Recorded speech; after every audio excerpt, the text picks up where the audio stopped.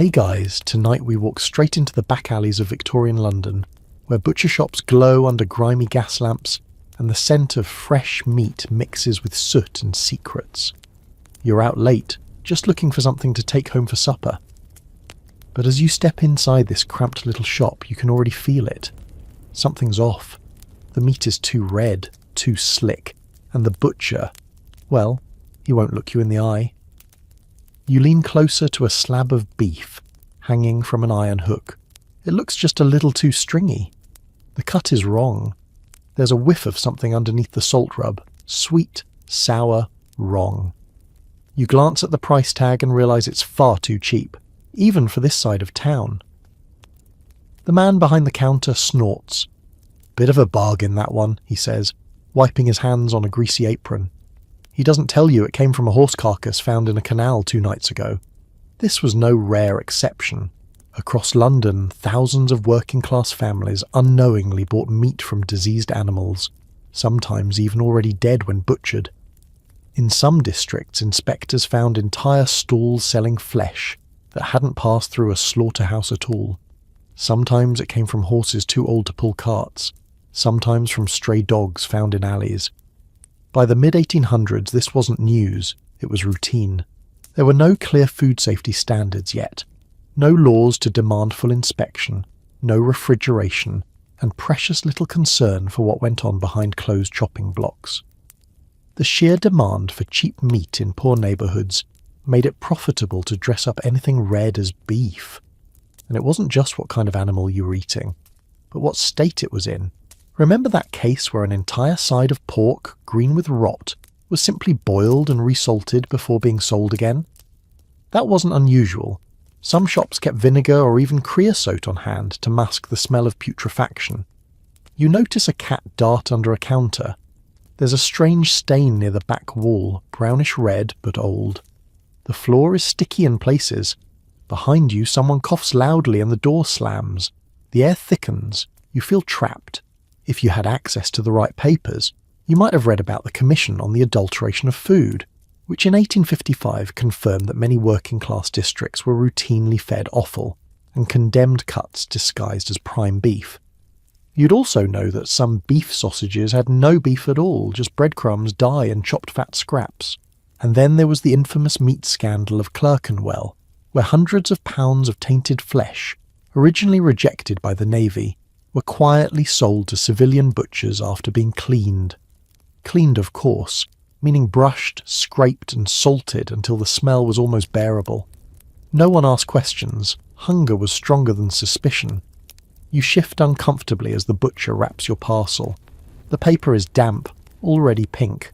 He gives a nod, almost proud, and tosses in an extra scrap for the dog. You don't have a dog. As you step outside into the fog, meat bundle warm in your hands, you wonder, what exactly are you bringing home? You carry the package home, footsteps echoing on wet cobblestones, the smell clinging to your coat sleeves. It's not just the meat anymore, it's the memory of that butcher's eyes. That moment when he paused a little too long before naming the cut. That uneasy silence when you asked if it was fresh.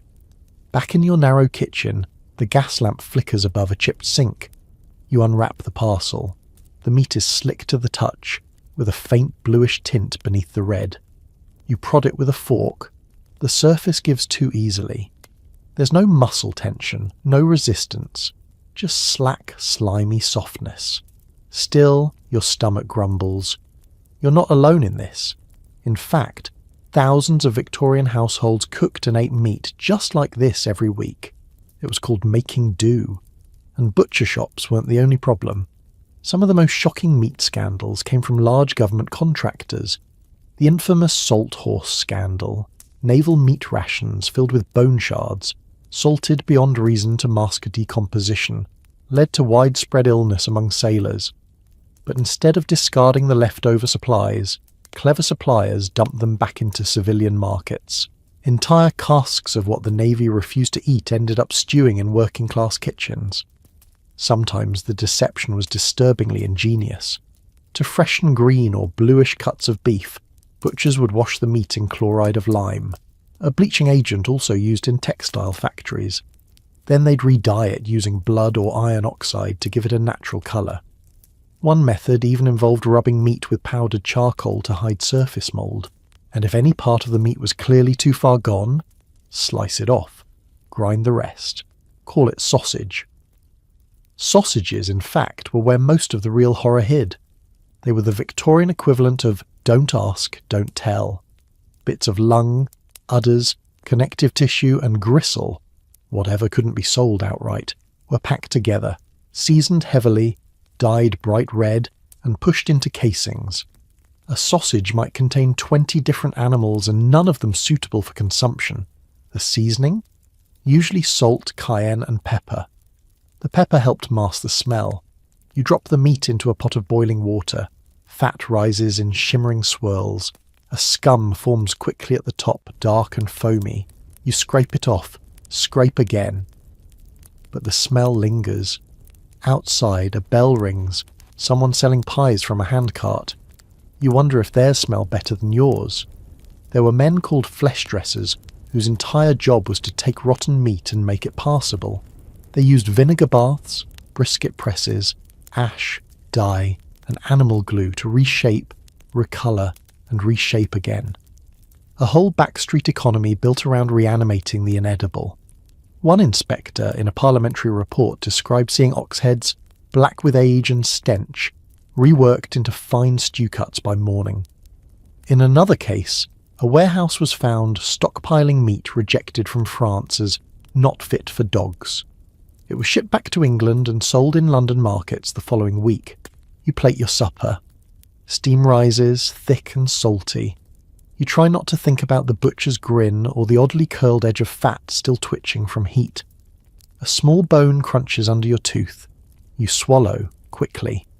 Tomorrow, you tell yourself, you'll try the bakery instead. The next morning you head to the bakery on the corner. It's modest. Just a faded awning, a narrow doorway, and the scent of warm bread wafting onto the street. Inside, baskets of loaves sit in neat rows, dusted with flour and golden on top. They look safe, wholesome, honest. You pick up a crusty roll. It's lighter than it should be, and the surface has an almost porcelain sheen. You press your thumb into it. The crust cracks slightly, but not like dry bread. More like powder. Victorian bakers had a secret, or rather, a common practice. They didn't just bake with flour. To keep costs down and whiten the product to appeal to middle-class tastes, many mixed in chalk, powdered alum, or even ground bones. One standard recipe among dishonest bakers called for a mix of 1 part flour to 1 part chalk and a dash of aluminum sulfate, a compound used in tanning leather. The result was bread that looked refined, white, and pure, especially compared to coarse brown loaves eaten by the working class. But underneath that snowy crust was a recipe for stomach cramps, diarrhea, and slow poisoning. You wouldn't know it by looking, or smelling, or even tasting. That's what made it so dangerous. The baker behind the counter grins and slides your farthing across the till. He's dusted in white from chin to boot. You glance at the flour sack behind him. No brand. No mill name, just finest stamped in red, fading into the cloth. You wonder what's really in it. In fact, most flour came to bakers unregulated, and many bought from middlemen who were infamous for diluting it with cheaper substances. One expose in the Lancet in 1851 found over a dozen samples of London bread adulterated with chalk, clay, and even powdered alum mined from Derbyshire. The chemical stiffened the dough, giving it an artificial bounce, and made it look better on the shelf. But the effects were brutal. Children developed chronic stomach ailments. Mothers lost weight, grew pale, and no one could explain why. It wasn't the meat, it wasn't the milk, it was the bread, staple of the poor, poisoned by design. You take the loaf home. It crumbles strangely when cut, leaving a dry white dust on the counter. You toast a slice, and as it heats, a sour chemical scent rises faintly from the crust. Your knife scrapes the surface, not against grain, but against grit. And then there were the milk rolls, soft loaves with a glossy crust. sold as luxurious but often packed with a double dose of whitening agents and the cheapest flour mix available. Their shine came from egg wash, sure, but sometimes also from a quick swipe of lard mixed with lime water. Of course, some bakers were just victims themselves. They received pre-mixed flour from wholesalers, already tainted, already toxic. They baked what they were given, just hoping the smell would sell the loaf. Others? They knew exactly what they were doing. Outside your window, a cart rolls by shouting hot rolls, the same ones that left a widow 3 doors down doubled over for a week last spring. The crust of your toast flakes onto your lap like stone dust. You chew carefully. No one ever said breakfast in the 1850s was gentle. You finish your gritty toast with a sip of tepid tea, trying to ignore the way the roof of your mouth feels ever so slightly raw. Perhaps it's just over-toasted. Or perhaps it's the powdered alum scratching its way down your throat. You tell yourself it's fine. Across town, bakers are testing the same tricks on an industrial scale. In larger shops, the addition of chalk isn't measured by the pinch, it's poured in by the scoop. White bread is in fashion after all. To Victorians, the paler the loaf, the purer the food. Brown bread? That was for paupers and pigs, but whiteness came at a cost, and it wasn't just in your gut. You might have heard about the widow from Lambeth who sued her neighbourhood baker after she and her children fell violently ill. Doctors suspected stomach inflammation due to chemical irritants.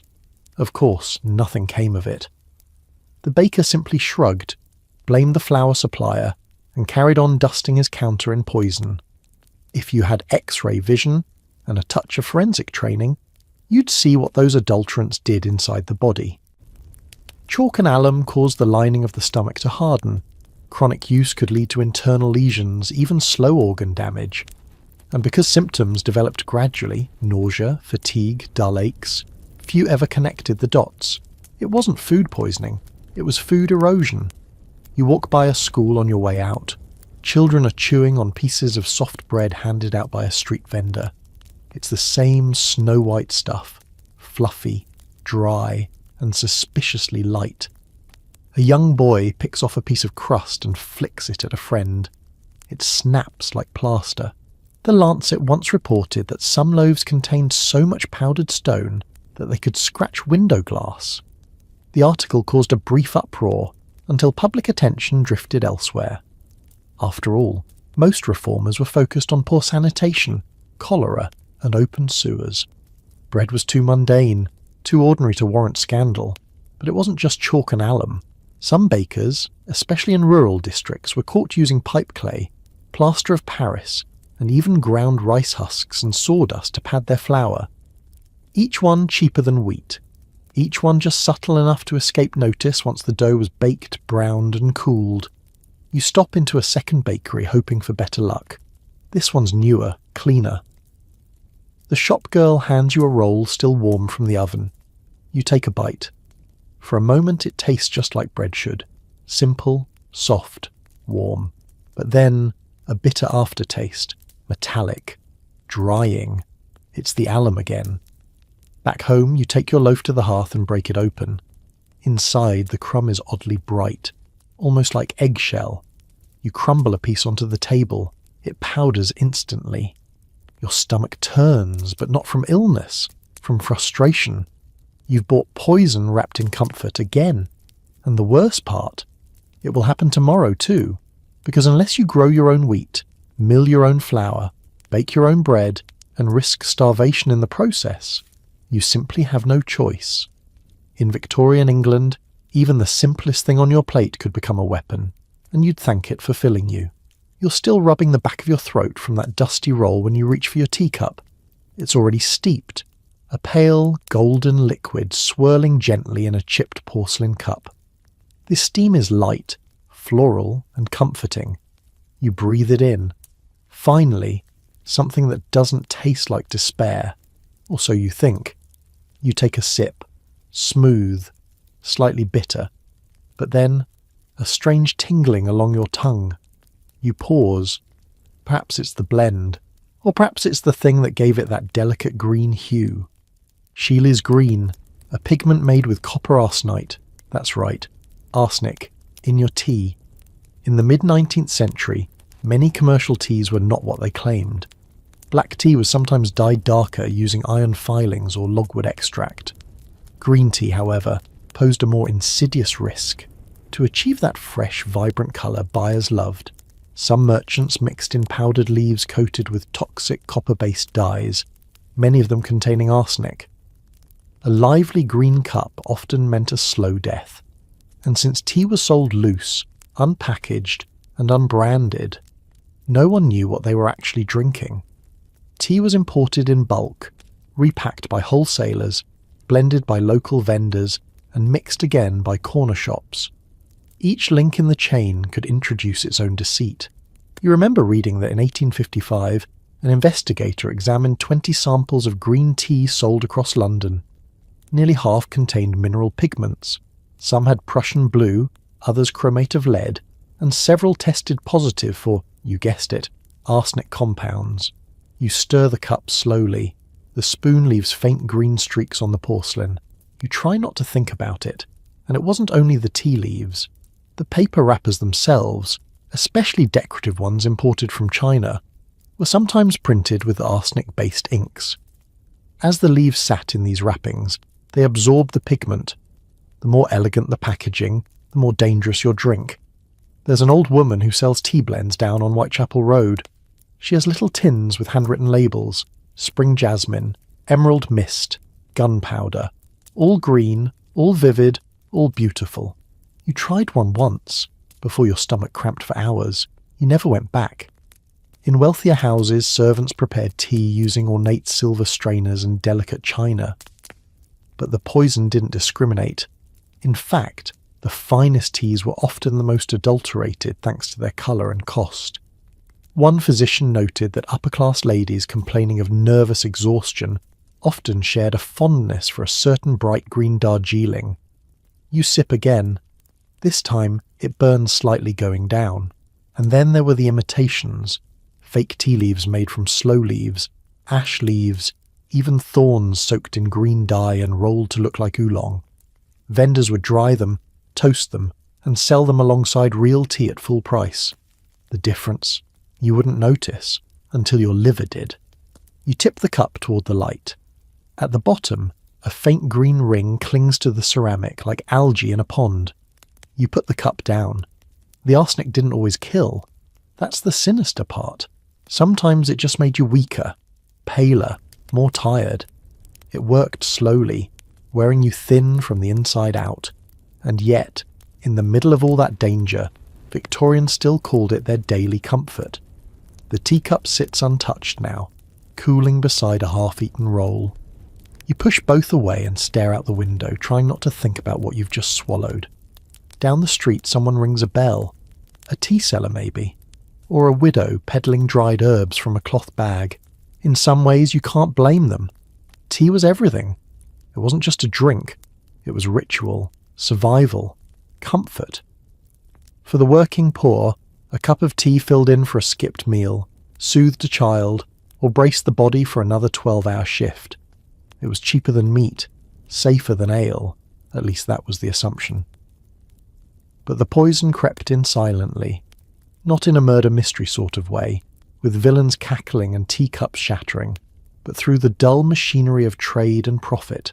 When merchants realised that brighter tea sold better, they made it brighter. When powdered dyes cost less than fresh imports, they used those. And when customers asked no questions, no one offered answers. In one public report, a chemist described tea leaves soaked in green vitriol, ferrous sulfate, to simulate the astringency of real green tea. The taste was convincing. The side effects? Iron overload, intestinal distress, and eventually liver damage. All from a pleasant afternoon cup. A travelling salesman once bragged he could turn a sack of hay into serviceable breakfast tea, with nothing but a fire grate and a few packets of colorant. He died young, though no one could say from what. Then there were the accidents that revealed the truth. In 1871, a shop assistant in Liverpool fell ill after inhaling too much dust from crushed green tea leaves. His skin turned pale. His gums bled. It turned out the tea had been processed with verdigris. a corrosive green patina that forms on oxidized copper, lovely on a statue, deadly in a teacup, and still the kettle boiled on. Even after warnings appeared in the Lancet and exposés ran in newspapers, little changed. Tea sellers protested loudly when chemists suggested regulation. They claimed interference would ruin small business, disrupt trade with the East, or, worse, offend loyal customers. You get up from your chair and dump the rest of your tea into the sink. A faint green residue trails down the porcelain. You scrub it with your thumb. It doesn't come off. What's worse is knowing how easily it could have been prevented. Natural green tea doesn't need bright colour. Real leaves are olive brown with a dull sheen and earthy taste. But Victorians didn't want dull. They wanted vibrant, inviting, alive. Even the phrase, "a nice cup of tea," came to mean something safe and reliable. But for decades, those nice cups quietly chipped away at people's health, especially among the poor, who could only afford the most adulterated blends. You open a drawer, pull out a small tin from last winter, forgotten behind the spoons. It's labelled gunpowder green, the print ornate and fading. You pry off the lid. Inside, the leaves shimmer faintly, unnaturally bright. You close the lid again and put it back. There are worse things than bitter tea. There's tea that smiles as it poisons you. You think milk will be safe. It's just milk, simple, natural, nothing to tamper with. But as you lift the lid of the stoneware jug left on your doorstep, a strange scent rises. Not sour, not fresh. Something chemical. You peer inside and recoil. Floating near the surface is a pale clot of curdled fat with a bluish tint. You hesitate, then remember what the neighbour said last week. If the milk's too white or too thin, don't drink it. In Victorian cities, milk didn't come from quaint country farms.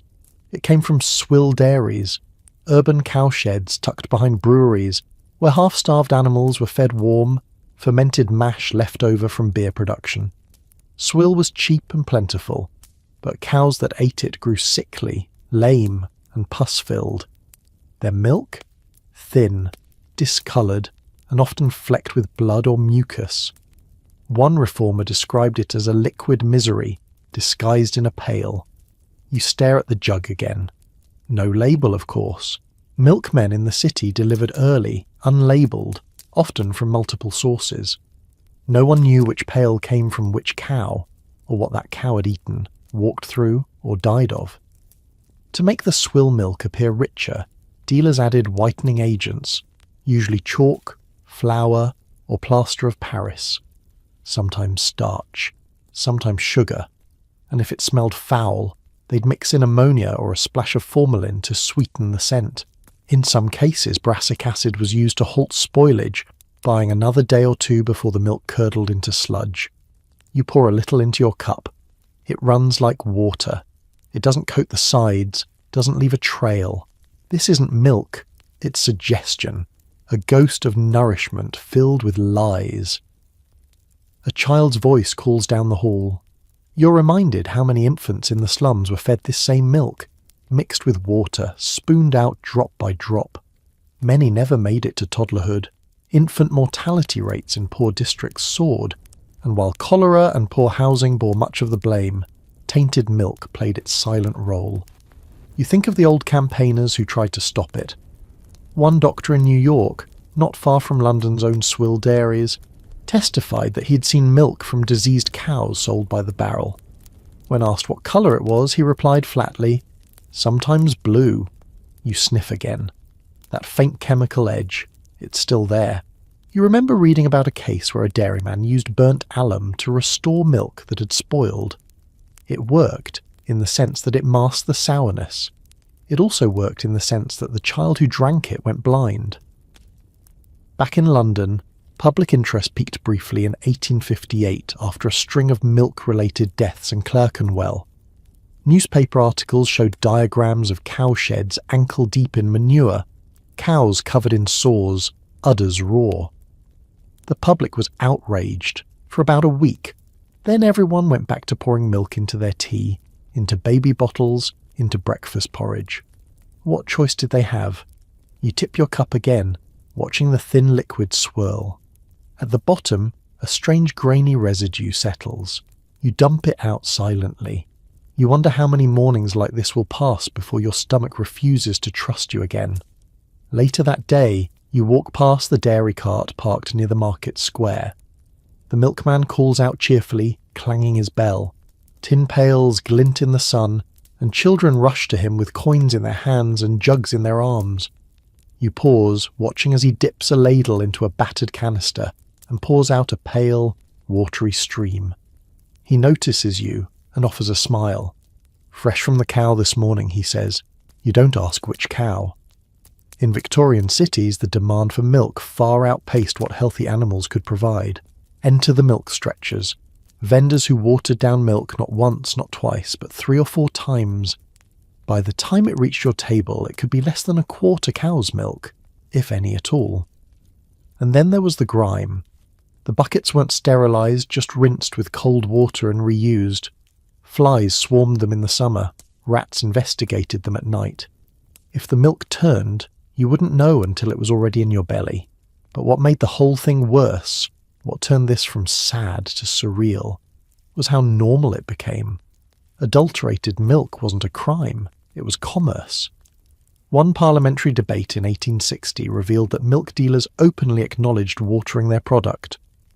To meet expectations, they said, as if purity was a luxury item. You remember reading about a milk inspector who visited over 40 vendors in one district. Only 3 sold untainted milk.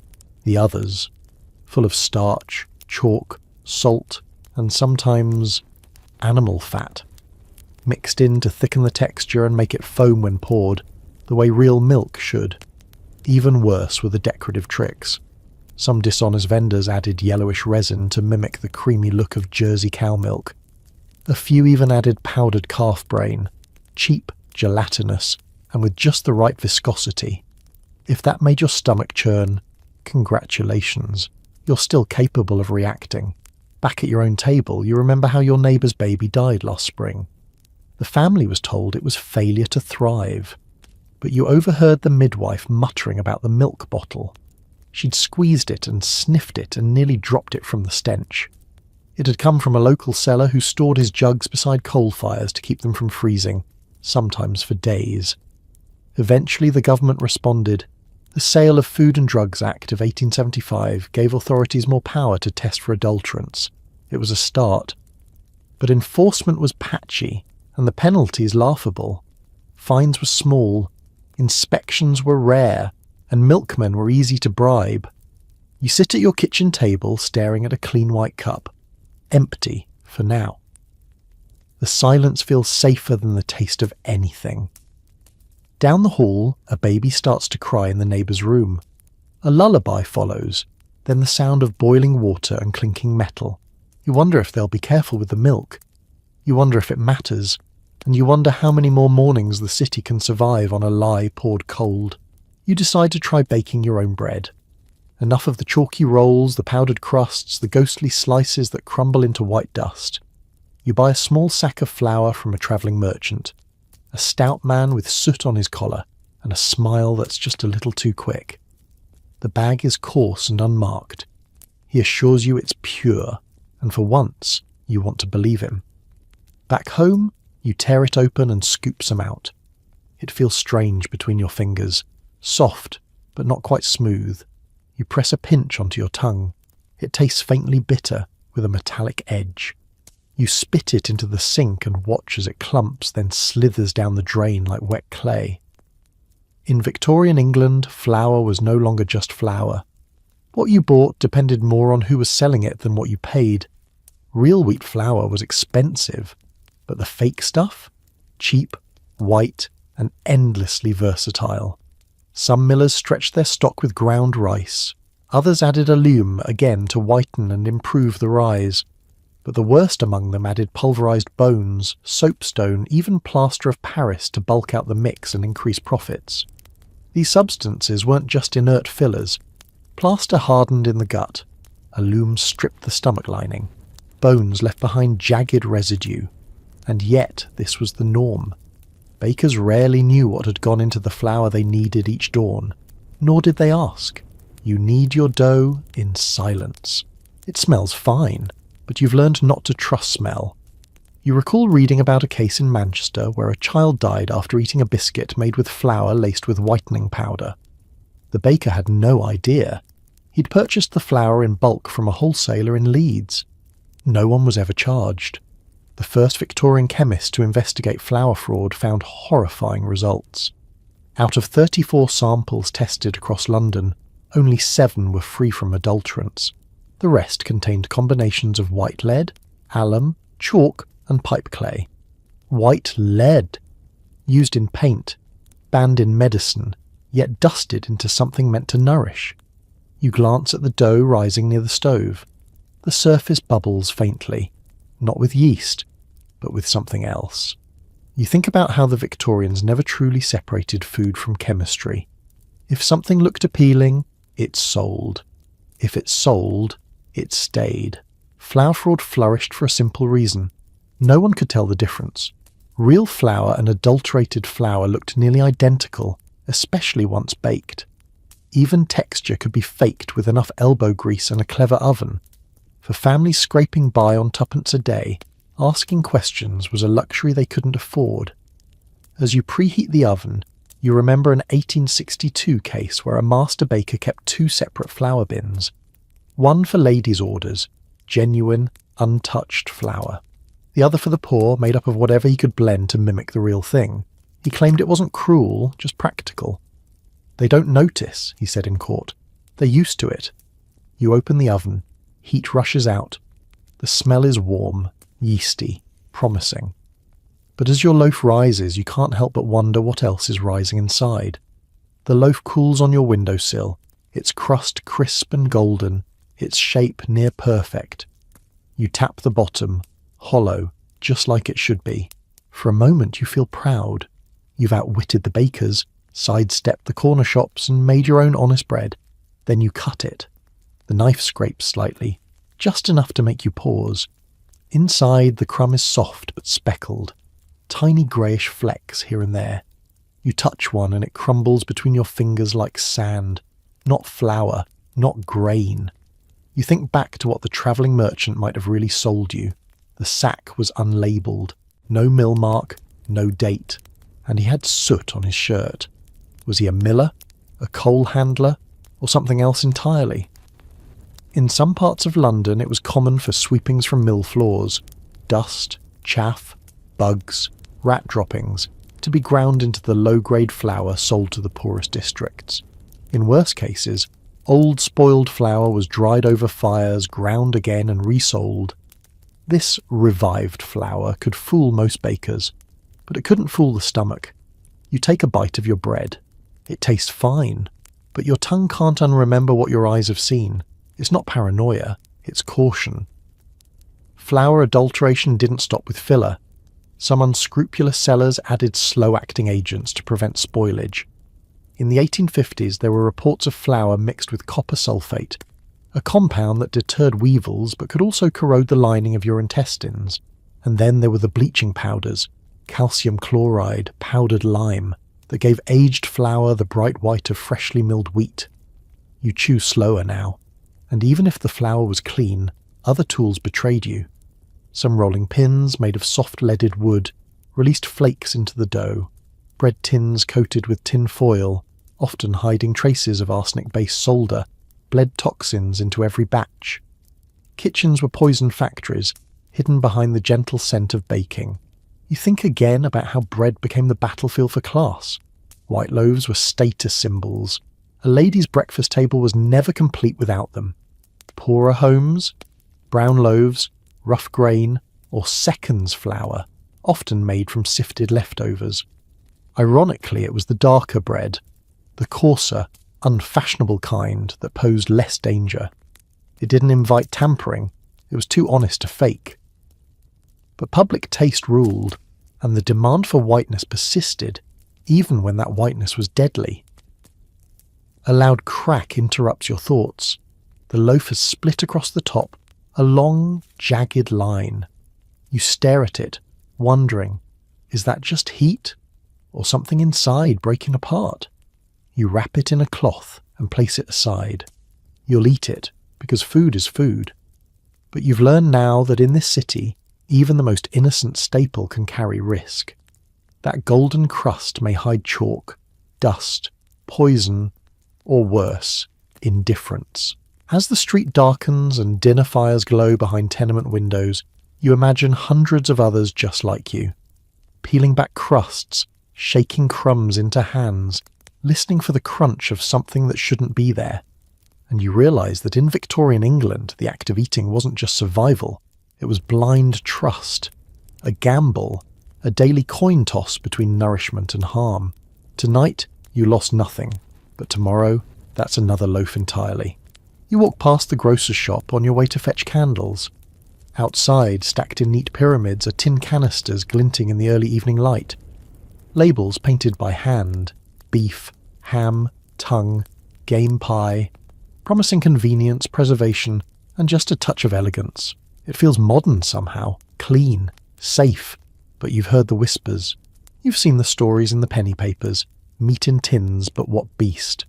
And last week, a woman in your boarding house swore she found a mousetail in a jar of potted beef. No one believed her, until she held it up with a fork. Still, the price is good, and the grocer is respectable. You pick a tin and bring it home. Inside your kitchen, the label peels as you open it, revealing a mottled steel beneath. You wedge the lid off with a butter knife. It gives with a sudden pop, and an odour escapes. Faint, metallic, and oddly sweet. The meat inside is a greyish pink pressed into uniform texture, rimmed with a translucent jelly. You hesitate. Potted meats were all the rage by mid-century, boiled, pulverised and preserved in fat, advertised as clean, consistent and long-lasting.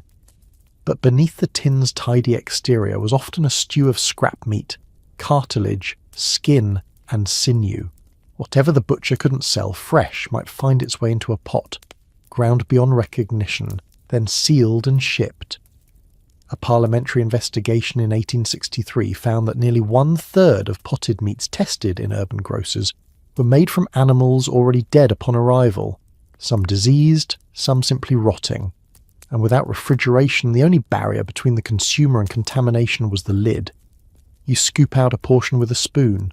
It wobbles. Then there's the fat, that thick layer on top. It wasn't always beef drippings. Sometimes it was lard salvage from candle factories or repurposed cooking grease, strained and reused from fry shops. Occasionally, to firm it up, they'd add wax shavings. You spread some onto a piece of toast. The jelly melts slowly, leaving a glistening sheen behind. It smells like meat, but not any kind you can name. You remember a case from Sheffield, where tins labelled ox tongue were found to contain minced lung, bound with pork fat and dyed pink with cochineal. Not poisonous exactly, just deceitful. But there were worse stories. The Brighton poisoning of 1856, for instance, when a batch of potted ham turned sour in storage and was quietly sold anyway. 3 died. None were rich enough to make the papers beyond a line or two. You sniff your toast again. There's a tang to it now. Is that just vinegar? Or is it the start of something off? The problem with preserved meat was that, once packed and sealed, no one, not the grocer, not the buyer, could know what had been trapped inside. Labels meant nothing. Seals meant little. And expiration dates didn't exist. You take a tentative bite. It's soft, salty, and oddly sweet, not unpleasant. But now your mind won't stop conjuring images. A horse carcass hoisted into a back alley door, stray dogs picked clean and pressed into tins, factory workers sweating beside vats of meat mush as flies buzz overhead. You chew because you must, and because by now you've grown used to swallowing doubt. You sit with your half-eaten toast, watching the fat from the potted meat slowly seep into the bread. The surface shines like varnish. You press it with your finger. It leaves a translucent print. The flavour still lingers on your tongue, meaty, salty, but with an odd chemical aftertaste you can't quite place. Not spoiled exactly, just wrong. Victorians loved the idea of modern food, tidy, packaged, preserved. It promised progress. But the truth, as always, was hidden beneath the lid. You think of the factories where this meat was made. Rows of tin canisters, steaming vats, workers with bare hands and knives too dull for the job. Cleanliness wasn't enforced. Inspectors, when they came at all, rarely ventured past the front office. Most potted meat was made behind closed doors, in workshops that smelled more like glue than gravy. There's the case from Whitechapel, where a meat packing operation was caught using flesh from animals that had died of glanders, a disease that, in humans, could rot the nose and throat. When asked how they justified it, the owner simply said, "They're boiled, aren't they?" As if heat alone could erase rot. And some tins weren't even meat at all. There was the infamous potted hare brand which, when opened by a sceptical inspector, was found to contain a blend of rabbit, mutton, and eel. No part of an actual hare in sight. The mixture was moulded to the correct shape using wooden blocks, then packed into tins with just enough bone fragment to sell the illusion. But perhaps the most disturbing stories didn't come from the factories. They came from the homes. One mother wrote to a London newspaper in 1868, recounting how she opened a tin of veal for her toddler. The meat looked fine. The child ate happily. 3 hours later, the fever began. The child survived, but only barely. When they opened a second tin from the same batch, it had turned green beneath the fat cap. You wonder how many stories like hers were never written down. Even tins with royal crests weren't immune. One shipment of beef for officers during the Crimean War was so rancid that soldiers used it to bait rats. Others simply buried the cans, unopened. Back home, civilians received the same tins, relabelled, discounted, and stacked proudly in grocers' windows. You look again at your plate. The fat has cooled into a thin white sheet. You poke it with the knife, and it cracks like wax. In this world, hunger often outweighed caution. Potted meat was cheap, shelf-stable, and filling. It didn't need cooking. It could last weeks. For many families, it was a miracle food, and for many more, it was a trap. You scrape the rest of the meat off the toast and into the bin, but part of you feels wasteful. Another part wonders if the grocer would take it back. Then you remember, he probably wouldn't. He eats it too. As you rinse the plate, the water beads up on the layer of grease. It clings stubbornly, refusing to dissolve. You scrub harder, wondering, not for the first time, if the real danger wasn't in what you ate, but how easily you accepted it. In Victorian kitchens, trust was an ingredient you added blindly. It had no taste, no smell. But once it spoiled, everything else followed. It's market day, and the square is alive with noise. Vendors shouting, baskets swinging, children laughing as they dart between carts. You pause near a brightly painted stall where glass jars glint in the sun. Inside, rows of hard candies, boiled sweets and lozenges in jewel tones, emerald, ruby, sapphire. The colours are hypnotic. The labels read apple drops, peppermint buttons, and raspberry wheels. A girl beside you holds a sugar stick in her small hand, her lips already stained red. She smiles, then coughs. You hesitate. Victorian candy wasn't just a treat. It was a hazard hidden behind glittering glass. In an age where colour meant appeal, manufacturers raced to make their sweets brighter, bolder, and more irresistible. And to do that, they reached for pigments that had no place in a child's mouth. Some used red lead for orange candies. Others used chrome yellow for lemon drops. But the most infamous of all was Shields green.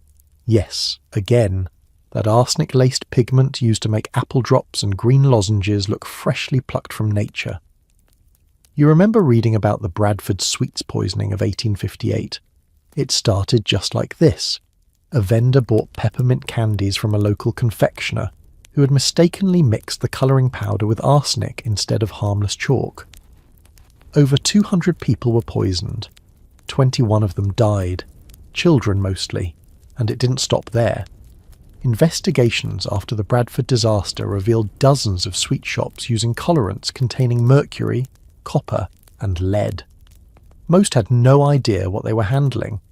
The powders arrived in sacks marked green or red or lake, with no warning of their contents.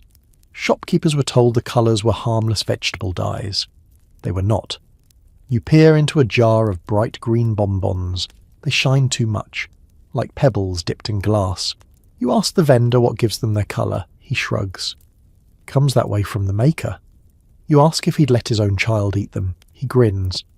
My lad's never had a sick day yet. You step back. The sad truth is, even when the dangers became known, there were few laws to prevent them. Until the Adulteration of Food Act began gaining traction in the 1860s, candy makers operated with near total freedom.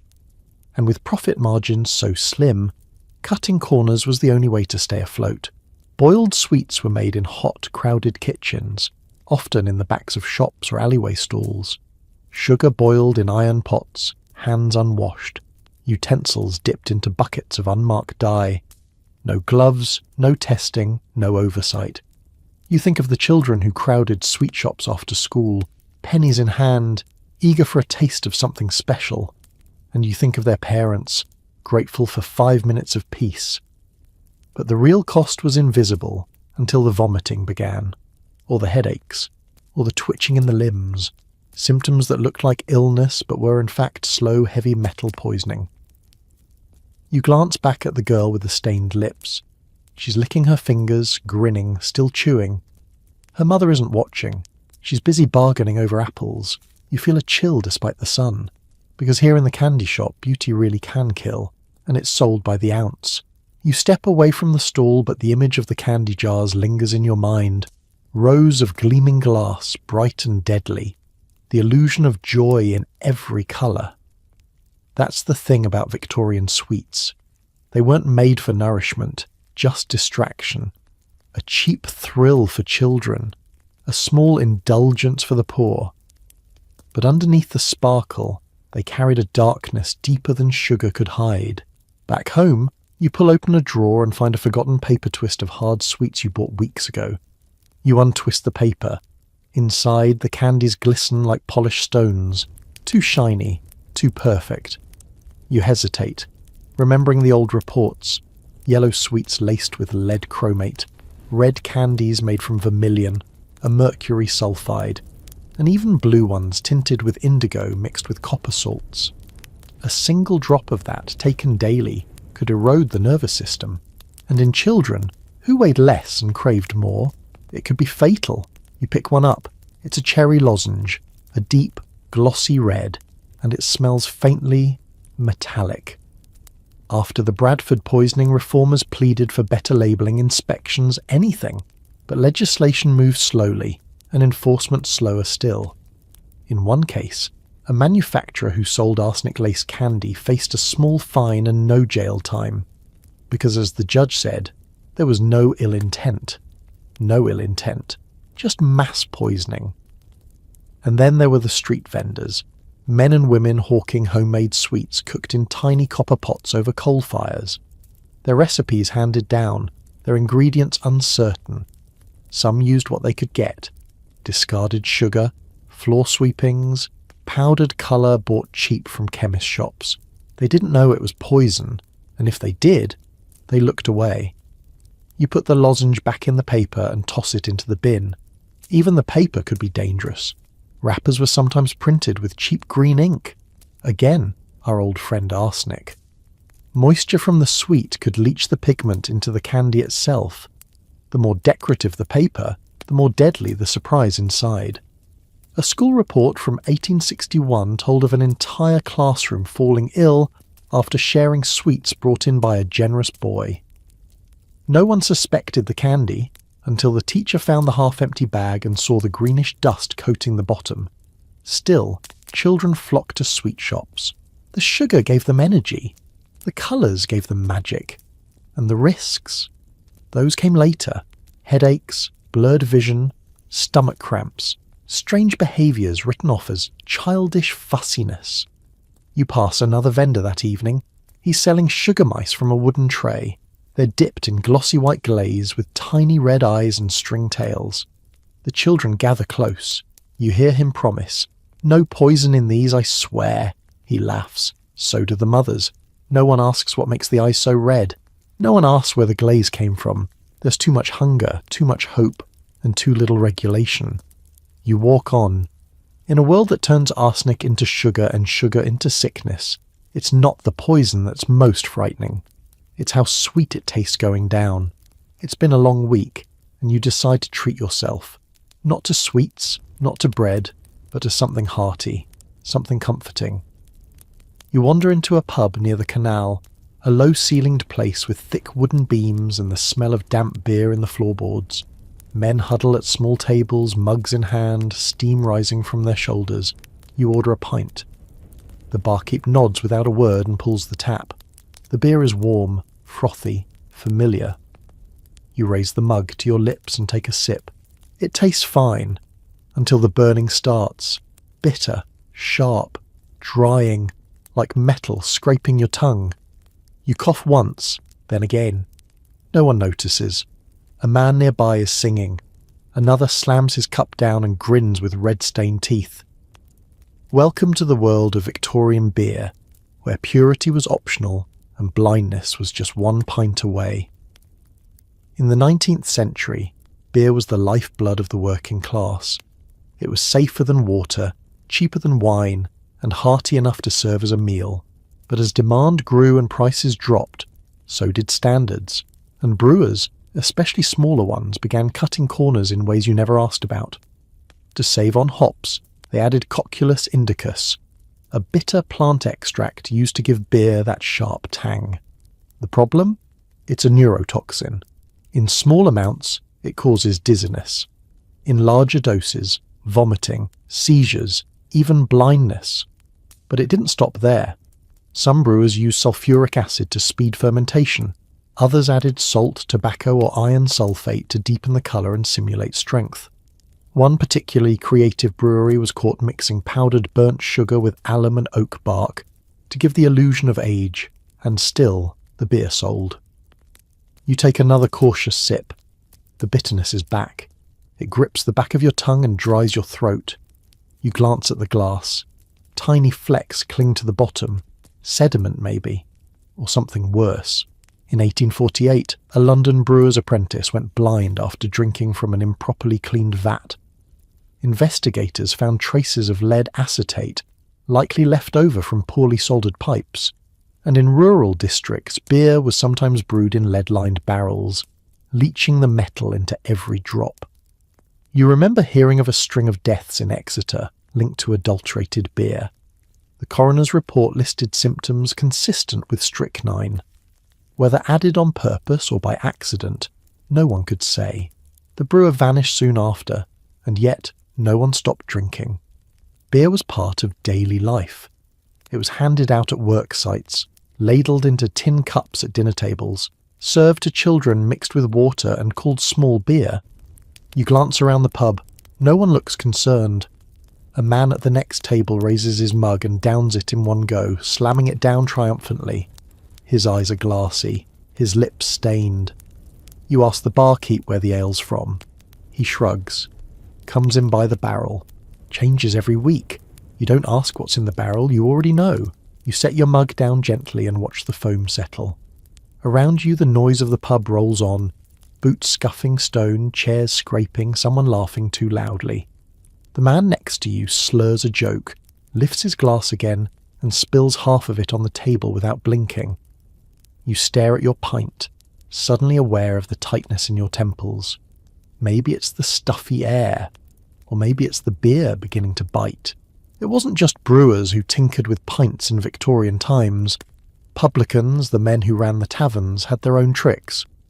Once a barrel had been tapped and started to sour, which happened quickly in the days before refrigeration, they'd freshen it up with additives.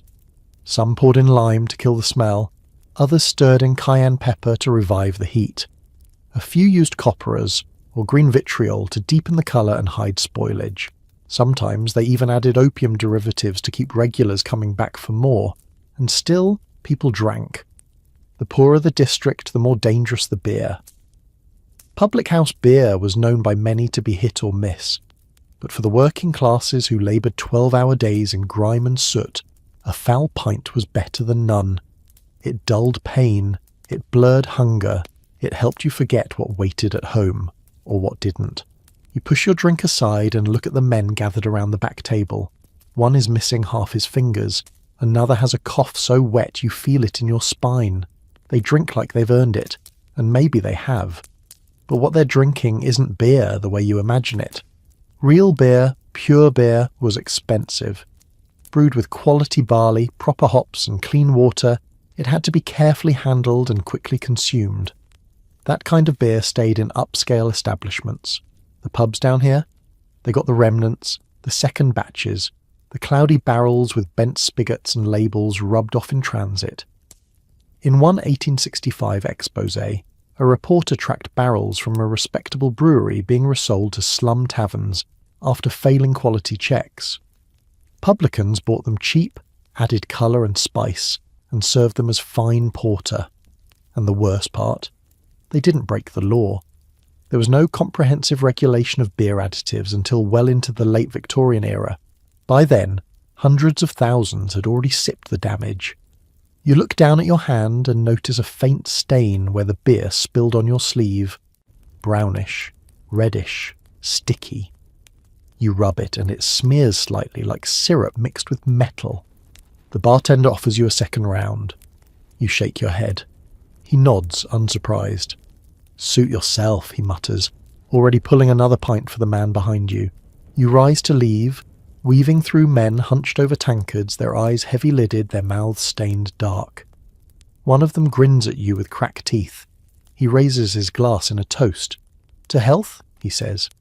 You nod, but your stomach curls. Because in this place, every sip is a dare, and no one keeps track of who loses. It's raining the next morning, and the market smells like damp wood and boiled cabbage. You keep your coat pulled tight as you pass the usual stalls, but one catches your eye, a long wooden cart draped in oilcloth, with rows of glass jars and barrels behind it. The man tending it grins at you, hands stained red up to the wrists. His apron is soaked through.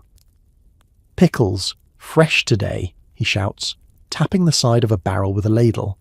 "Onions, eggs, beets, sharp enough to wake the dead." You hesitate. You haven't had a good pickle in weeks. Your stomach, soured by chalk bread and bitter beer, craves something crisp, something sharp. You nod. He pulls out a small glass jar filled with greenish cucumbers floating in a cloudy brine. It looks normal at first, until you notice the liquid fizzing slightly. Tiny bubbles rise to the top like a glass of ale. You ask if they're fresh. "Bottled yesterday," he says too quickly. You buy the jar anyway. Curiosity is a hard habit to break. At home, you pop the lid with a fork. It hisses. The scent is strong, vinegar certainly, but beneath it lingers something acrid, something metallic. You fish out a pickle and bite down. It crunches, then burns. Pickles were a common Victorian staple, especially for the poor. They lasted. They flavoured bland meals. But behind their strong taste often hid stronger problems. Vendors used copper sulfate, a vivid blue-green compound, to restore colour to aging vegetables. It made dull cucumbers look freshly picked. It also poisoned the kidneys. And that wasn't all. When vegetables began to turn soft or mouldy, they weren't thrown out. They were rinsed, soaked in vinegar mixed with alum or saltpetre, and packed into jars. The vinegar masked the smell, and no one was the wiser until they fell ill. In one 1874 investigation, several jars of fresh pickled onions were found to contain lead shot at the bottom. Placed there to keep the onions submerged, the vendor claimed it was harmless ballast. The inspector called it something else, a weapon disguised as food. You look at the jar again. A murky sediment swirls near the bottom. You don't dare investigate further. Pickled eggs fared no better. Some were soaked so long in chemical brine they took on a rubbery texture. Others were made from eggs already gone bad, shells cracked, yolks greenish, then soaked in strong vinegar to neutralise the scent. They looked fine on the outside, but once opened, they released a stench that clung to your clothes for days. You remember the man in Spitalfields who ate 3 pickled beets with his dinner and never woke up? His wife testified that they smelled a bit of paint thinner. The coroner found a mix of vinegar, red dye and cleaning fluid in his stomach. But still, people bought pickles. They were cheap. They added colour to grey meals, and if they burned a little on the way down, so much the better. It meant they were working. You take a second bite. It burns again. Your tongue tingles, your lips go slightly numb. But you swallow. Because this is Victorian food. And here, even a pickle might fight back. You set the jar of pickles down, hand trembling slightly. That sharp tingle on your tongue doesn't fade. It deepens, curling into something more like a sting. You pour the brine down the drain, and it hits the sink with a sound too thick, too syrupy. The bubbles linger. Whatever that was, it wasn't vinegar. You should have known better. In Victorian markets, anything pickled was fair game for preservation tricks. Vendors and manufacturers learned that if vinegar masked smells, it could also mask rot. If a cucumber had gone soft, just trim off the ends, soak it overnight in a strong solution, sometimes vinegar, sometimes diluted acid, and the skin would tighten again, like it was never dying to begin with. You recall a report from a sanitary inspector in Liverpool who opened a barrel of pickled cabbage and found it pulsing. Not alive, but fermenting, swollen from the gases of spoilage. The surface rippled when touched. The vendor sold it anyway. Just a bit fizzy, he said. Back in your kitchen, you inspect the pickled onions you bought last week. Still sealed, but the glass is slightly warped, and the brine is an alarming yellow. You hold it to the light. Something's floating inside. A fragment of leaf, perhaps, or a slice of something you don't recognize. You set it down slowly, suddenly unsure if it's food or chemistry. Some picklers went further, using powdered alum not just to crisp vegetables, but to whiten onions and make limp beans look new. Others added yellow dye or turmeric to tint the brine, disguising cloudiness. A few, more desperate or more bold, used formalin, a solution of formaldehyde to delay decomposition. It worked well. Too well. It preserved more than food. It embalmed it. And people ate it, slice by slice, unaware. There's a woman down the road who keeps jars of pickled lemons on her shelf like ornaments. They glint in the sunlight, perfectly round, perfectly yellow. You wonder what's inside those lemons, really, or if they've ever been lemons at all. The most twisted part. These pickles weren't just tolerated, they were praised. Bright and bold, said the papers, zesty and sharp. But the brightness came from copper, the boldness from acid, the zest from whatever a desperate vendor found on his shelf that day. You think of the man who sold you the pickles this morning, his red-stained hands, his apron soaked through. What else had he touched before scooping your jar? What barrel had he drawn from? What had he boiled, rinsed, buried in vinegar and pretended was fresh? You grab a rag and wipe your tongue, knowing it won't help. The taste is already in your blood now, sour, metallic, lingering. From the street below, another vendor cries out, chutneys, spiced beets, preserved pears. You close the window. You've had enough of jars for one day. Because here, behind the glass, nothing is what it seems. And the next bite might be the one that bites back. You've given up on meat, on milk, on sweets, even on pickles. So today, you walk to the docks. Fish, you think. Maybe fish will be different. Surely the sea still gives cleanly, even if the city doesn't. The fishmonger stands beneath a striped canopy, sleeves rolled, knife flashing. His stall smells sharp, salty, briny, but beneath it, there's something else, something sour. You ignore it. The fish are stacked on crushed ice, their eyes glassy, scales glistening like coins. You point to a mackerel.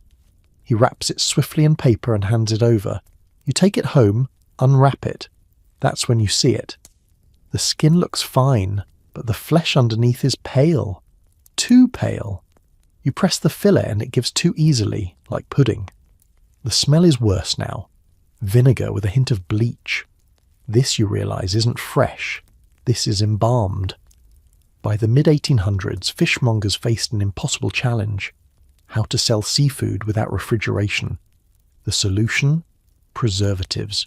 Not ice, not salt, but chemistry. Formalin, a diluted form of formaldehyde, was often used to mask decay. A quick dip in the solution firmed up flabby fish, made soft flesh appear tight, and erased surface odour. It didn't remove rot, it only paused it, and not for long. In one parliamentary report, a fish dealer admitted to soaking day-old soles in diluted borax and formalin overnight, then relabeling them fresh catch. No one questioned him. The fish looked good, and as long as it reached the table before turning green, no one complained. You prod the fillet again. There's a subtle rainbow sheen on the surface.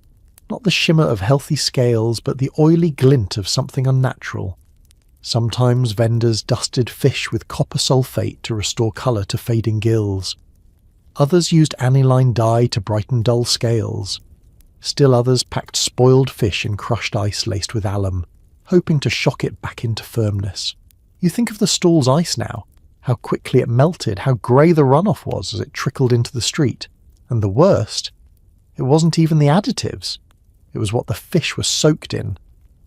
Many of London's seafood stalls sourced directly from the Thames, not the rolling sea, the river. By the 1850s, the Thames was a sewer, literally, full of effluent industrial waste, animal carcasses, and all the detritus of a growing city. Yet fish caught near the estuary were still sold inland, especially eels. You remember a newspaper story from 1873. A woman in Whitechapel died after eating fresh Thames eel. The coroner found the fish's stomach full of human hair. The grocer was never charged. You drop the mackerel into the bin. It lands with a sick thump. Back at the market, the fishmonger is slicing open a trout, red flesh gleaming.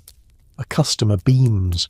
You know she'll take it home, rinse it, roast it with lemon, and never guess that its colour came from dye, its firmness from formalin, its scent from vinegar.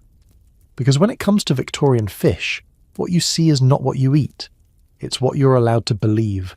You step back from the bin, wipe your hands on your apron, and wonder, for the third time this week, what it would take to grow gills and catch your own dinner, just to be sure it hadn't been dredged from a sewer and polished with chemicals.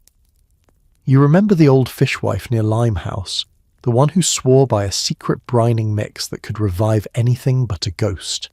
She wasn't joking. You once saw her scrub the grey off a herring with a brush dipped in vinegar and something blue-green you couldn't name. When asked, she winked and said, "Just a touch of magic." Magic that stung the nose and burned the fingers, but the customers didn't care. The fish looked fresh. That was enough. Back in your kitchen, the smell lingers. Something acrid behind the salt. You open the window, but it clings to the walls like smoke. Then there were the tins. Canned fish was the next frontier of deception. Sardines in oil, often sprats in cottonseed. Salmon in brine, sometimes dyed trout or pike. Labels lied with elegance, fancy fonts, gold flourishes, words like imported or sea-packed. But the truth was often soft, mushy, and tinned with solder that leaked lead into every bite. In 1861, an inspector cracked open a tin of Norwegian herring and found a stew of indistinct fillets in grey liquid. He fed a sample to a cat. It convulsed within minutes. The report ended with a single line: "Contents not suitable for consumption, human or otherwise." And then came the fraud of the fish pastes. Ah yes, those handy little jars found in modest kitchens across the empire. Anchovy paste, shrimp butter, gentleman's relish. Spreadable, salty, and utterly mysterious. What went into them? Leftovers mostly, scraps, offcuts, sometimes anchovy heads, sometimes no anchovy at all. A smear of red dye, a pinch of cayenne, and a dab of butter could transform spoiled trimmings into something you'd happily spread on toast. In one notorious case, a paste labelled potted bloater was tested and found to contain 40% fish and 60% pork fat and bread pulp. And even then, it was laced with borax to keep it shelf-stable. You once tried some yourself years ago. It burned the roof of your mouth. Now every time you see those polite little jars lined up on the grocer's shelf, you think of glue. But perhaps the strangest scandal of all came from a dockside vendor who claimed to sell fresh oysters. Cheap, generous, and oddly sweet. An inspector bought a barrel and traced it upstream to a cove fed by a sewage outlet. The oysters were thriving in filth. They were served at a wedding the next week. No one died, but a dozen guests fell sick with symptoms best not described before dinner. You close the window at last. The air inside is barely better, but at least it's yours. And in a city where fish could come from gutters, where colour was bought and freshness faked, you start to understand why so many Victorians turned to pies, to sausages, to anything that didn't look like what it once was. Because if you couldn't trust a fish to rot honestly, what hope was there for the rest? It's a cold afternoon and you're craving something simple. Toast, maybe, with a thick spread of butter.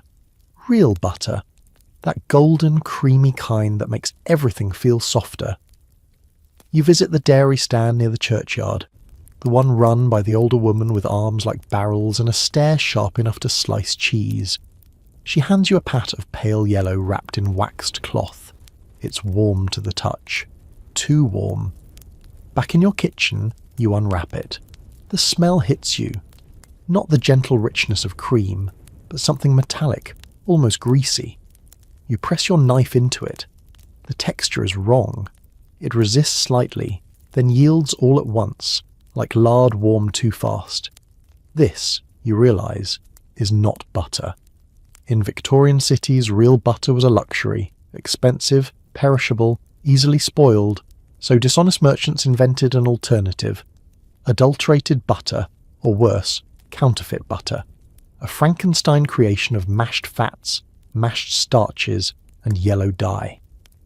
The most common was a blend of beef tallow, mashed potatoes, and annatto, a natural colourant used to mimic the golden hue of churned cream. To the eye, it passed. To the nose, barely. To the stomach? Often with consequences.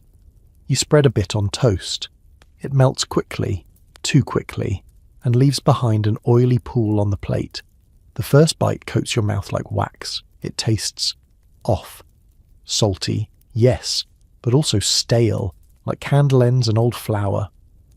In one investigation in Manchester, a butter sample was found to be 10% milk, 40% lard, and 50% mashed carrots and turnips, dyed with chrome yellow to simulate richness.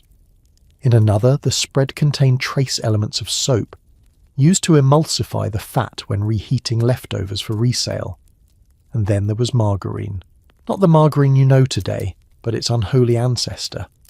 Originally made from beef fat and skim milk, it was developed for the French military in the 1860s, but quickly swept through Britain as a cheap butter substitute. By the 1880s, it flooded markets under names like household spread or dairy mix. Butchers and grocers sliced it like cheese, moulded it like butter, and sold it as such, with no label to warn you otherwise. You recall a story from Clerkenwell where a grocer was caught painting blocks of margarine with turmeric paste to match the exact yellow shade of premium butter. He claimed it was a harmless enhancement. The magistrate called it a crime of the tongue. Even worse, some counterfeit butters were found to contain boracic acid as a preservative. Tasteless, but toxic in large amounts. It extended shelf life. It shortened actual life. You turn your toast over and scrape the melted pool back onto the crust. It won't spread. It slides. You taste it again, and for a moment your teeth feel as though they've been coated. For the rich, there was always real butter, wrapped in muslin, delivered daily, packed in ice. For the poor, there was whatever came cheapest, and for everyone in between, there was the gamble. You check the rest of the pat. Near the edge, you find something hard, too firm to be dairy. You dig it out. It's a pebble of unmixed starch, dyed yellow. You put the knife down. This isn't food, it's an illusion, and you've eaten it too many times to be surprised. You place what's left of the so-called butter back into its cloth, fold it neatly, and set it aside like a little yellow lie you're too tired to argue with. It'll sit there all week, most likely. Maybe you'll use it to grease a pan. maybe it'll end up feeding the mice. Either way, it's no longer welcome on your toast. And yet, as strange as it sounds, this waxy impostor is better than what some others have found in their morning spread. You remember the case from Bethnal Green, where several families fell ill after using economy butter sold in thick wooden tubs. The cause? Not just adulteration, but contamination. The batch had been cut with lard scraped from butchers' offcuts, including old trimmings left out overnight in the summer heat. Flies had gathered, so had bacteria. The fat was boiled, skimmed, and passed off as butter. No one questioned it until a child died. And what about the factory blocks? In the later decades of the Victorian era, industrial margarine making became commonplace. Long before it was safely standardised, the process involved open vats of melting animal fat, skimmed milk and dyed starches, stirred together in halls that smelled of boiling bones. The finished blocks were stamped with charming names: Country Gold, Creamy Sun, Home Dairy. But the cows had never seen a field, and the milk had never met a churn. One whistleblower reported vats so filthy that rats occasionally fell in and were boiled along with the fat. When questioned, the manager replied flatly, "They don't float, we strain." You lean back in your chair, heart sinking under the weight of it all. The toast, the tea, the meat, the milk. It was supposed to be simple, honest, comforting. But in a world where taste is sculpted by profit and colour means more than content, even butter becomes an act of theatre. There's an old trick among dishonest vendors. Take unsold margarine, mash it with a touch of real butter, and repackage it as dairy blend. Just enough truth to silence suspicion, just enough falsehood to keep your costs down. You wonder how many such blends you've eaten. You glance back at the pat, melting now, bleeding yellow into the cloth. You think about how trust, like butter, spreads thinner the more hands it passes through. There were campaigns, of course. Reformers tried to force labels on counterfeit butter. Some succeeded. But most legislation was local, weak, or unenforced. You could walk into a grocer's and buy 3 kinds of fake butter before noon, and no one would stop you, especially if you looked poor. The truly bizarre part? Sometimes, even real butter was dangerous. Made from unpasteurized cream, churned in unsanitary dairies, it could carry bacteria that caused typhoid or scarlet fever. It didn't need to be fake to be deadly. It only needed to be ignored. You reach for a clean knife and slice a bit of cheese instead. It crumbles softly in your hand, and for the first time in hours you let yourself hope. Then you remember what happened to the last cheese you bought, but that's a story for another day. For now, you chew slowly and try not to think about the grease still coating the roof of your mouth. The tin sits on your shelf like a promise. Peas, bright green and sweet, locked away from spoilage and rot.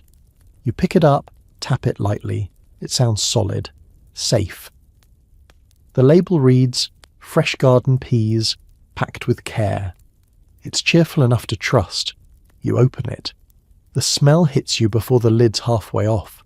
It's not foul, but it's wrong. A tang of metal mixed with something like grass clippings and soap. You peer inside. The peas glisten, as they should, but they're too green. Not the soft olive of boiled vegetables, but an electric jade, like glass marbles dipped in ink. You pour them into a bowl and stare. They shine under the light. By the mid-Victorian era, canned vegetables had exploded in popularity. For households without access to fresh produce, they offered convenience, stability, and, above all, colour. But colour didn't last. Not naturally. Real peas, once cooked and stored, turned dull. So canners began adding a secret ingredient to keep them looking garden fresh. Copper sulfate. Yes, copper. The same compound used to kill fungus on vines and to dye fabrics a bright blue-green. In tiny doses it held the pea's colour. In larger doses, it could corrode your stomach lining, inflame your liver, and turn your fingernails blue. You scoop a few onto your plate and notice they're slightly hard. The skin's a little too firm. Not natural. Preserved. And peas weren't alone. Canned beans, spinach, asparagus, even pickled cucumbers were all subjected to the same copper trickery. The public loved it. Vendors boasted about the vividness of their vegetables, and anyone selling honest grey-green produce was accused of bad stock or poor taste. One pamphlet from 1869 even claimed the British palate preferred brightness over blandness, a polite way of saying people would rather eat poison than be bored. You think of the woman next door who prides herself on serving colourful plates at every meal. Her pantry is filled with tins just like this. Her younger son has stomach troubles that come and go. No one has made the connection. You taste one pea, just one. It pops oddly. Too round, too perfect, too slick. The Victorians didn't know all the long-term effects of copper sulfate, but they knew the short-term ones. Vomiting, diarrhoea, sudden faintness after meals. Doctors recorded green food sickness in children, especially those who ate a lot of tinned vegetables. But without a microscope, few could prove the cause. You push the peas aside, then there were the tins themselves. Early canning methods used lead solder to seal the edges. Over time, especially when storing acidic foods like tomatoes or fruit, the lead would leach into the contents. A 1874 analysis of preserved gooseberries found lethal levels of lead in half the tested tins. The manufacturer insisted it was an isolated error. It wasn't. The worst part, even high-end tins weren't immune. Labels printed in red or gold often contained mercury-based inks, which when stored in heat or damp conditions, could bleed into the food through the paper lining. No one ever saw it happen. They only tasted it later, and they often couldn't name what they tasted. You stare again at your plate. The peas glow under the gaslight. They're beautiful in a way, like costume jewellery on a pauper's table. You leave the peas on the plate and try not to look at them again. They sit there, perfectly round, perfectly coloured, utterly lifeless, like tiny lies stacked in a bowl. You tell yourself you'll throw them out later, but for now, you cover them with a cloth, as if hiding them might make them safer. Down the street, the grocer is unloading another box of tins from a wagon. His shelves are stacked floor to ceiling with them. Peas, carrots, fruit, even meat in thick sauces. All brightly labelled, all promising ease and abundance. You used to think tinned food was progress, civilization, packed and preserved. But now you see it for what it often was, food's mask. And sometimes, its trap. There's a story you heard years ago about a boarding school in Yorkshire where the pupils were served tinned vegetables daily. After several months, children began showing signs of illness. Headaches, fatigue, pale gums, trembling hands. Doctors suspected malnutrition until one of them opened a tin and tested the brine. It had more copper than peas. The supplier denied wrongdoing. The headmaster said nothing, and the children kept eating. You walk to your cupboard and pull out a tin of mixed vegetables you bought 2 weeks ago. You hadn't thought twice about it then, but now you turn it in your hand, reading the label with a new eye. No ingredients listed, no dates, just a name, a promise, and a picture of a garden that likely never existed. You think again about the solder, lead, soft and pliable, once used in the seams of every tin. When stored upright, the contents often touch the seam for months. Lead leaches slowly but surely. And for families who bought tins in bulk and rotated them year-round, that slow drip became a steady poison. In 1857, a doctor traced a rash of seizures in a rural town to a batch of tinned apricots. Children had been eating them as a treat after supper. The syrup was sweet, the fruit tender, and the lining of the tin had flaked away like silver dust. The company sent a letter of apology. No refunds, no arrests. You remember the way your aunt used to rinse every tin after opening, muttering something about washing off the metal. At the time, you thought it was superstition. Now you wonder what she knew that you didn't. And then, as if it weren't enough, there were the false flavours. Tinned fruit too bland. Add artificial pear essence, made from fusel oils, a byproduct of alcohol distillation. Soup too flat. Drop in some salicylic acid to punch it up. Mishi beans. A pinch of borax will firm them right up. None of it was required to be listed, and if a customer felt unwell, they likely blamed the weather. You toss the tin back on the shelf and shut the door firmly. It's not just about safety anymore, it's about exhaustion. Exhaustion from questioning everything that enters your home, your mouth, your body. Because when even peas are painted, what, exactly, are you supposed to trust? The scent hits you before you even see the stall. Rich, savoury, wrapped in the golden warmth of baked pastry. Your stomach growls. You follow the smell down a narrow alley behind the market square, where a man in a brown apron is pulling trays of meat pies from a blackened oven. Steak and kidney, he says, not looking up. Or mutton, 3p apiece. You choose one at random. It's hot in your hand, the crust firm and flaky. You bite in. It's delicious. Until you wonder what you're actually eating. In Victorian England, meat pies were the perfect cover for scandal. Unlike a roast, where the cut betrayed its sauce, pies were mysteries sealed in crust. Anything could hide beneath that golden dome. Offal, old meat, lung, ligament, even other animals entirely. And no one asked because they didn't want to know. The man wipes his hands on his apron and pulls another tray from the oven. Steam rises in fragrant clouds. A woman buys two and doesn't even wait. She eats one as she walks, pastry crumbling onto her shawl. This is how it worked. Meat was expensive. Pies were not. Something had to give. And what gave, most often, was truth. You glance down at your pie. The filling is dense and soft. No clear chunks. The colour's off. More grey than brown.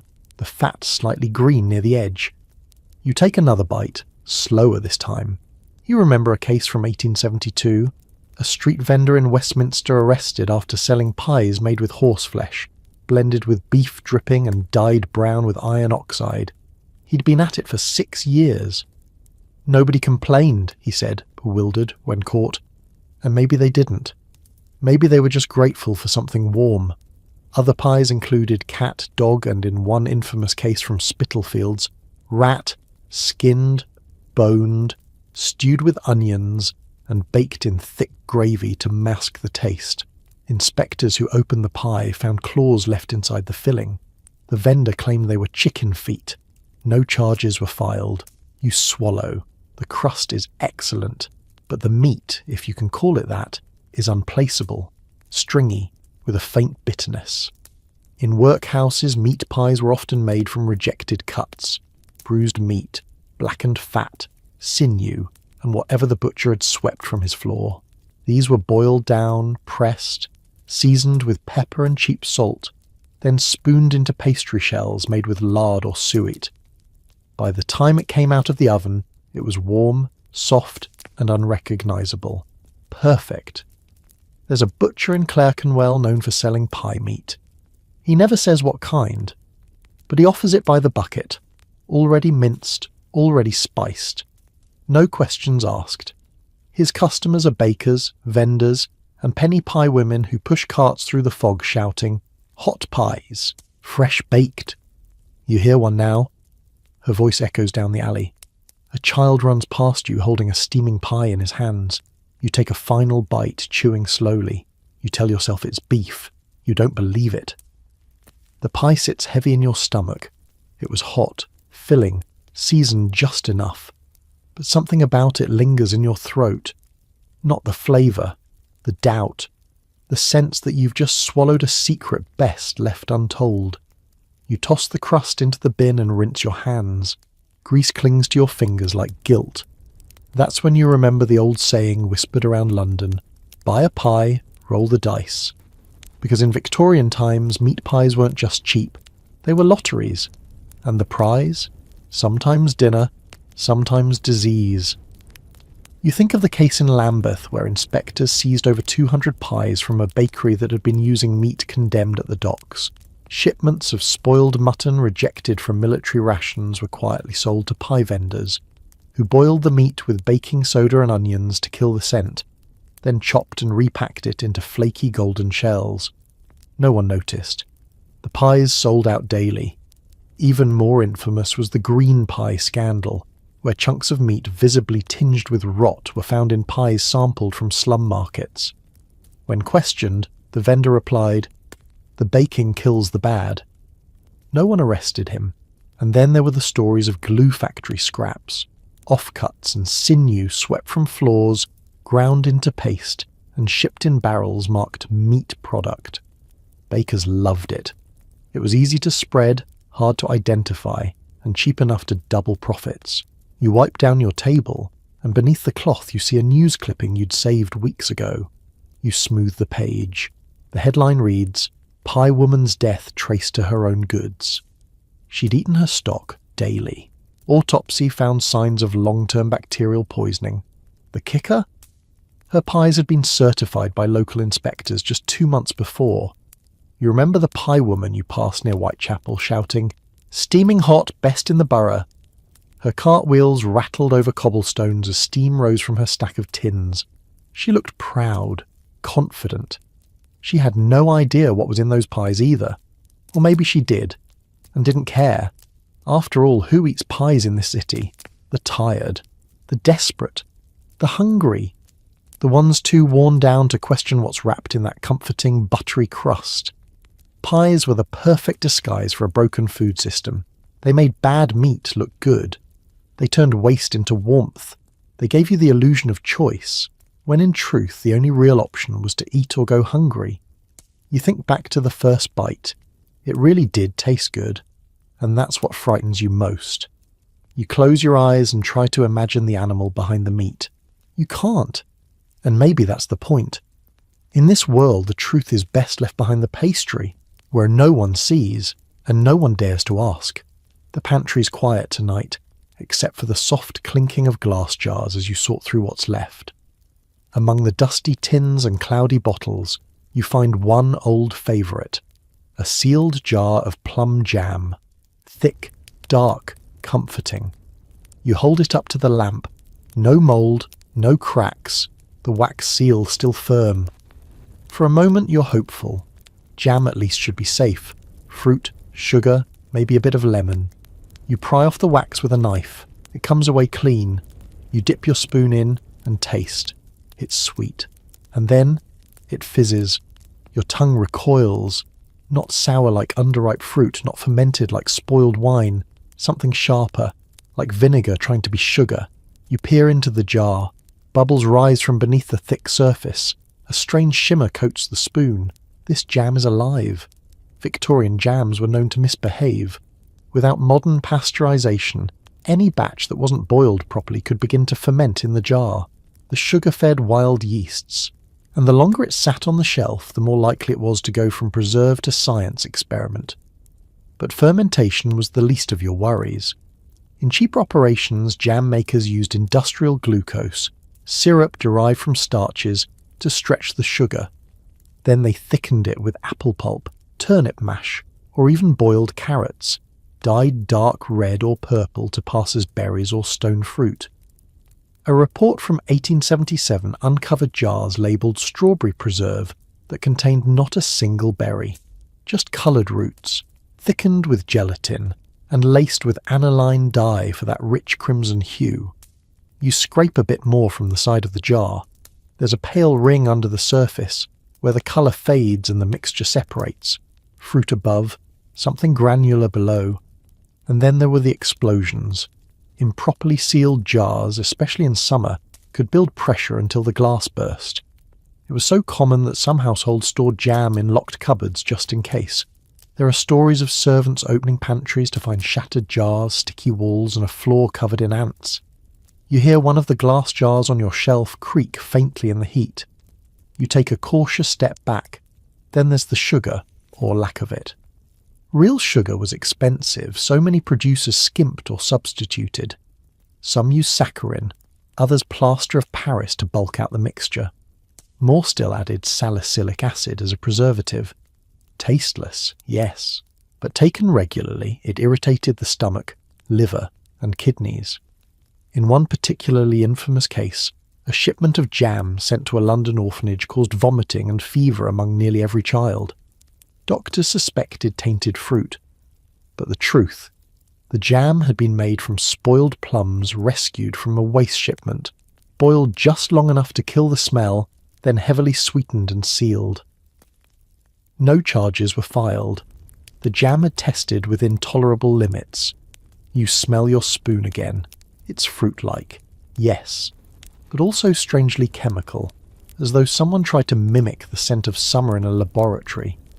You seal the jar back up and return it to the shelf, uncertain if you've just wasted food or narrowly escaped it. Because in a world where even jam can explode or deceive, nothing is too sweet to rot from within. You sit at the table eyeing the closed jar. The spoon rests beside it, still wet with that strange fizzing syrup. It's hard to believe something so simple, something spread on toast, packed in children's lunches, gifted in holiday baskets, could hold so much deceit. But that was the true danger of Victorian jam: familiarity. No one suspected the breakfast preserve. It looked cheerful, it smelled like memory, but its history was sticky with fraud. You recall a case from Sheffield where a grocer was fined for selling raspberry jam that was made entirely from rhubarb and apple cores, boiled in molasses and stained with coal tar dye. When questioned, he insisted he hadn't done anything wrong. "I sold what I was sold," he said, and perhaps he had. The real culprits were often the factories, tucked behind urban corners, quietly boiling up enormous vats of mashed beetroot or windfall apples, and adding whatever colour or essence best suited the season. Even the glass jars weren't safe. Cheaper jam makers reused bottles with lead-based glaze, especially those imported from overseas or scavenged from other trades. When filled with acidic fruit preserves, the glaze leached into the jam, slowly, invisibly. For families who kept jam on the table daily, the results could be devastating. Abdominal pain, fatigue, tremors, and in some children, hallucinations. But the strangest scam of all? Stone in jam.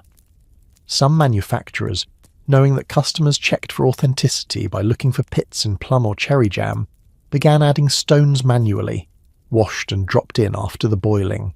They didn't come from the fruit, they came from bags. Because if a stone was present, the jam was real. You can't help but smirk at the absurdity. And yet, it worked. You hear again the story of the widow from Islington who made her own jam in copper pans, from berries she picked herself. When her son took a jar to school, the headmaster called it questionable. It wasn't bright enough. It wasn't red enough. He suspected it had spoiled.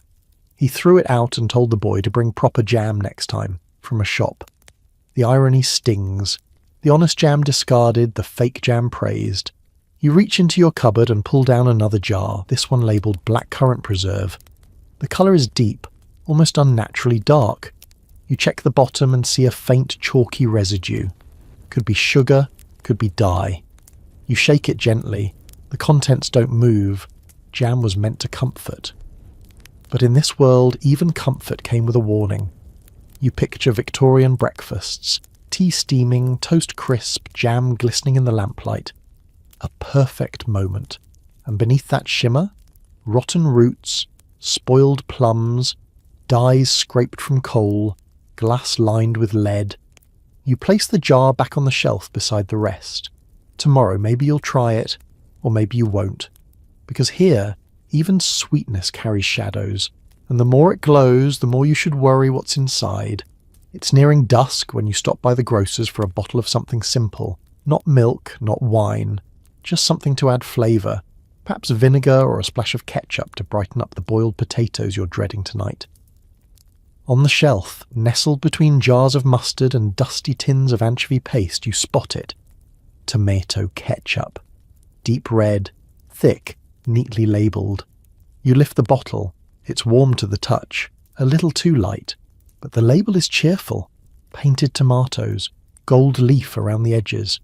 Fine tomato sauce, rich colour, full strength. You bring it home, open it, and pour a spoonful onto your plate. It slides out like paste. The smell hits you next. Not tangy or savoury, but sweet.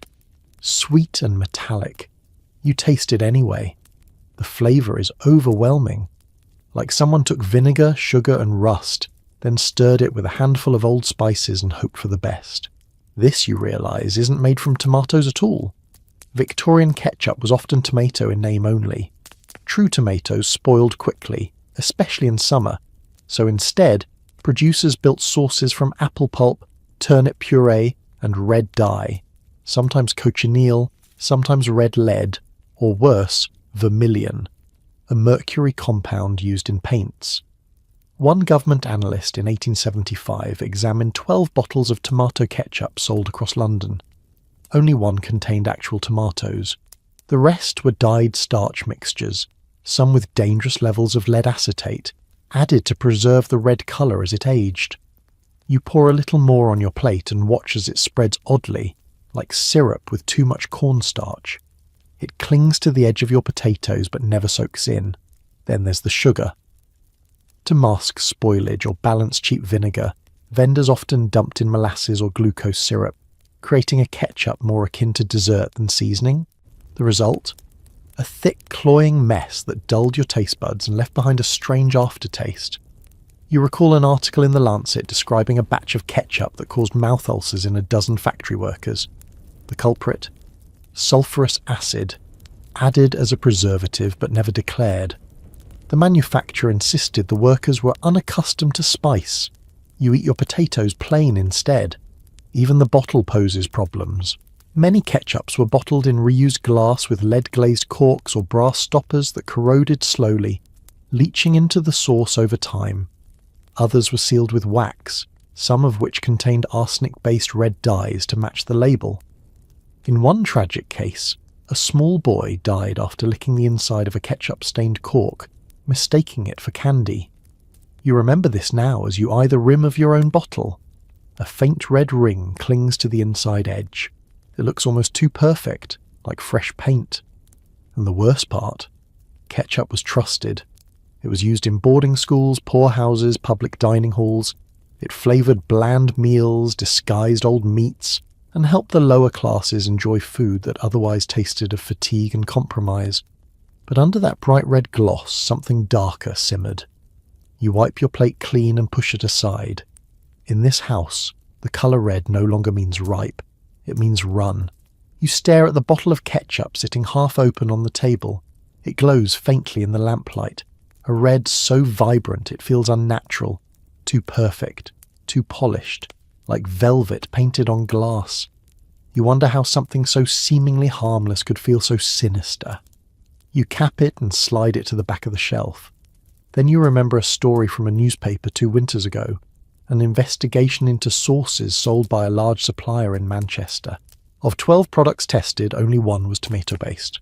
The rest, built from apple waste, beet pulp, dyed starch, vinegar, and flavouring compound. And that compound? A closely guarded secret rumoured to include decomposing anchovy brine, red pepper oil, and burnt sugar, boiled together until the smell could burn through your eyes. It's sold by the barrel. You light a candle to mask the lingering smell in your kitchen. It doesn't help, and the sauce scandals didn't end with ketchup. Take brown sauce, for example, a Victorian favourite. Supposedly a blend of malt vinegar, fruit and spices, but in reality, often a dumping ground for anything that could be stewed into obscurity. Old onion skins, plum pits, wormy raisins, burnt sugar, pepper oil, clove dust, even expired pickles ground into pulp. Add enough vinegar and molasses, and you could mask nearly anything. A merchant once bragged that his gentleman's relish could cover the taste of rotten meat, and worse, his customers agreed. You think of how many times you've turned to sauces to save a bad meal. A dry chop, a boiled potato, a pie that smelled slightly off, all made edible with a splash of something sweet or sour. It didn't matter what the sauce was made of, it mattered what it hid. And when you couldn't afford sauce, there was always gravy browning, that beloved bottle of black liquid thick as syrup promising instant richness. But did you know what was in it? In one report, it was revealed that cheaper browning mixtures contained iron filings, tar extracts, and in some cases old treacle mixed with burnt starch, just enough to tint your water and trick your tongue. You open your own bottle and sniff. It smells like burnt sugar and iron. You set it down gently. There's a reason Victorians joked about their food being 80% sauce and 20% guesswork. At a dinner hosted by a local alderman, guests reported the roast beef tasted peculiar. It turned out the cook had brushed it with a thick glaze of sauce made from gravy browning, vinegar, and 3 spoonfuls of boot blacking. Yes, the polish used for shoes. Why? Because it made the roast glisten under gaslight. The guests never knew. They just asked for second helpings. And you? You sit in your kitchen, wondering if you've ever really tasted your food, or just the cloak it came in. You glance again at the ketchup bottle. The label still reads pure, but in Victorian kitchens, purity was a performance. And sauce? Sauce was the disguise. You're walking home through the fog, the kind that turns every street lamp into a smudge and every figure into a silhouette. Your coat's too thin, your stomach's growling, and the scent of fried food cuts through the cold like a knife. There, just ahead, is a street cart glowing in the gloom. A man in a flat cap is turning a pile of roasted potatoes on a metal tray. Steam rises, grease pops. Beside him, a wire rack holds thick slabs of fried pudding and something that might be meat, but you don't ask. You're already digging in your pocket for a penny. Street food in Victorian London is cheap, hot, and everywhere. And for the working poor, it's dinner. You don't have time to cook. You don't have space. But you do have a coin and a hunger so sharp it overrides hesitation. The vendor wraps your potato in a square of newspaper and hands it over. It's warm in your palms. You bite in, and the skin gives way to something soft and slightly sour. That's when you notice his hands. The fingernails are blackened. One thumb is bandaged. Poorly. He flips a slice of pudding with a bare hand, then wipes his nose with the same fingers. You try not to look. You try not to think about the last person he served. Street food vendors weren't regulated. They didn't have to be. Until well into the late 19th century, no license was needed to sell food from a cart. Anyone with a pan, a fire, and something vaguely edible could start a business. And many did, serving baked apples, eels, ham slices, fried fish, rice pudding, and meat of questionable origin. You take another bite. The middle is cold. Sometimes vendors saved leftovers from the previous night, fried them again. Sometimes the potatoes weren't scrubbed, the meat not fully cooked. Sauce bottles were shared by dozens of hands. There was no soap, no running water, just a cloth tucked in a waistband, used to wipe down everything, hands, trays, mouths. You think back to the tale of the pudding man in Clerkenwell who made black pudding by boiling animal blood in a tin bathtub in his garden. It was open to the sky. Birds sometimes landed in it. He shooed them off and kept boiling. His cart was always busy. And then there were the pies. Again. Not the well-crafted ones of the bakery, but the pocket pies sold for a halfpenny each. Their contents were a gamble. You could get potato. You could get fat scraps. Or you could bite into something unidentifiable and choose not to care. Because when the night is cold and your fingers are numb and your belly has been empty since noon, a warm mouthful, any warm mouthful, is salvation. You glance down at the newspaper wrapping your potato. The print is from a court report. It speaks of a woman fined for selling mouldy meat from a barrow cart in Wapping. The irony is bitter. You fold the paper over the potato and hold it tighter. Because on these streets, dinner doesn't ask questions, and neither do you. You take your final bite of the potato, still clutching the soiled newspaper, and toss the stub into the gutter where it joins a sea of other street remains, apple cores, grease-slick wrappings, and a half-eaten something that might once have been pie. Or rat. Hard to tell in this light.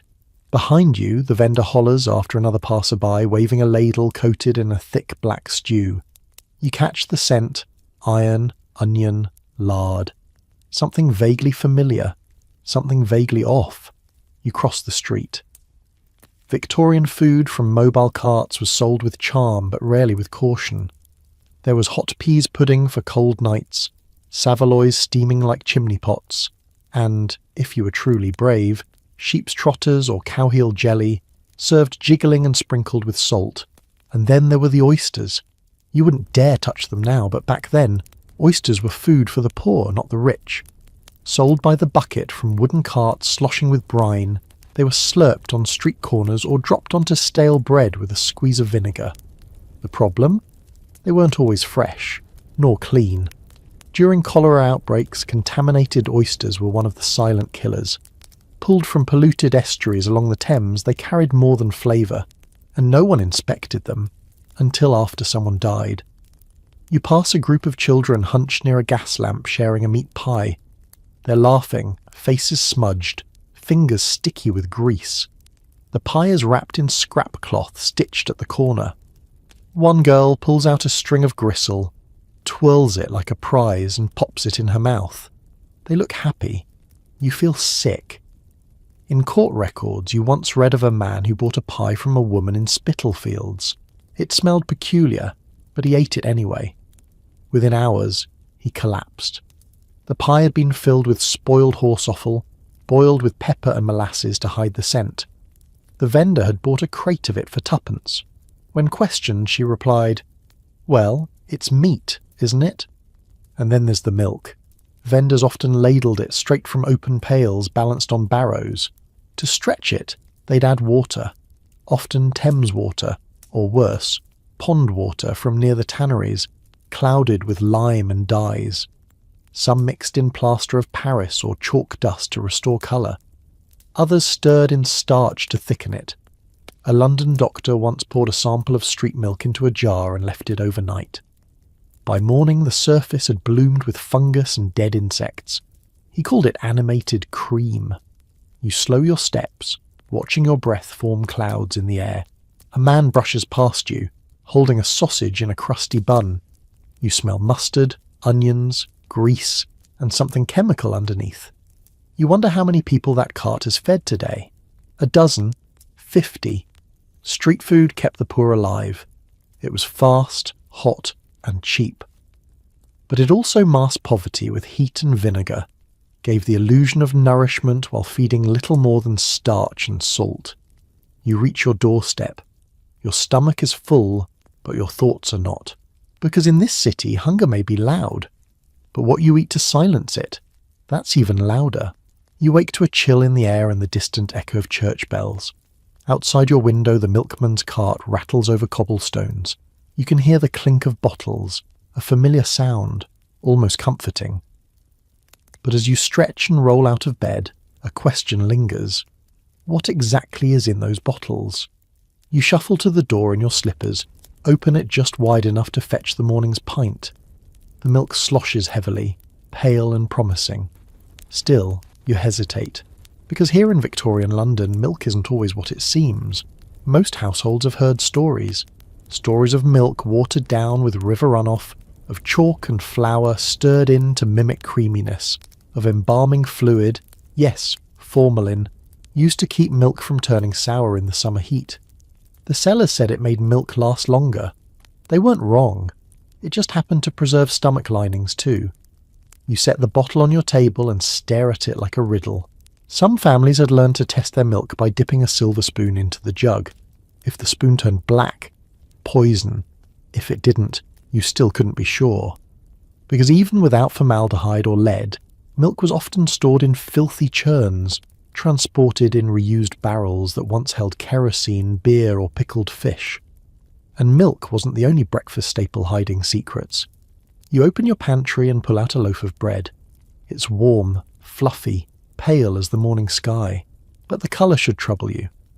In the pursuit of the whitest possible bread, millers had begun bleaching flour with alum, a substance used in dyeing fabric. It gave loaves a pristine colour and extended shelf life, but it also caused stomach cramps, constipation, and chronic poisoning. Children raised on white bread grew up thin, tired, and fragile. They called it baker's disease. A reformer once said, "Bread is our national poison. You break off a piece and chew. The crust is bland, the middle sticky. You think of the poor who bought seconds bread, made from the sweepings off the bakery floor, often with bits of plaster or ground bone from animal yards, all milled back into flour. It filled bellies. That was enough. Jam, then. You reach for a jar.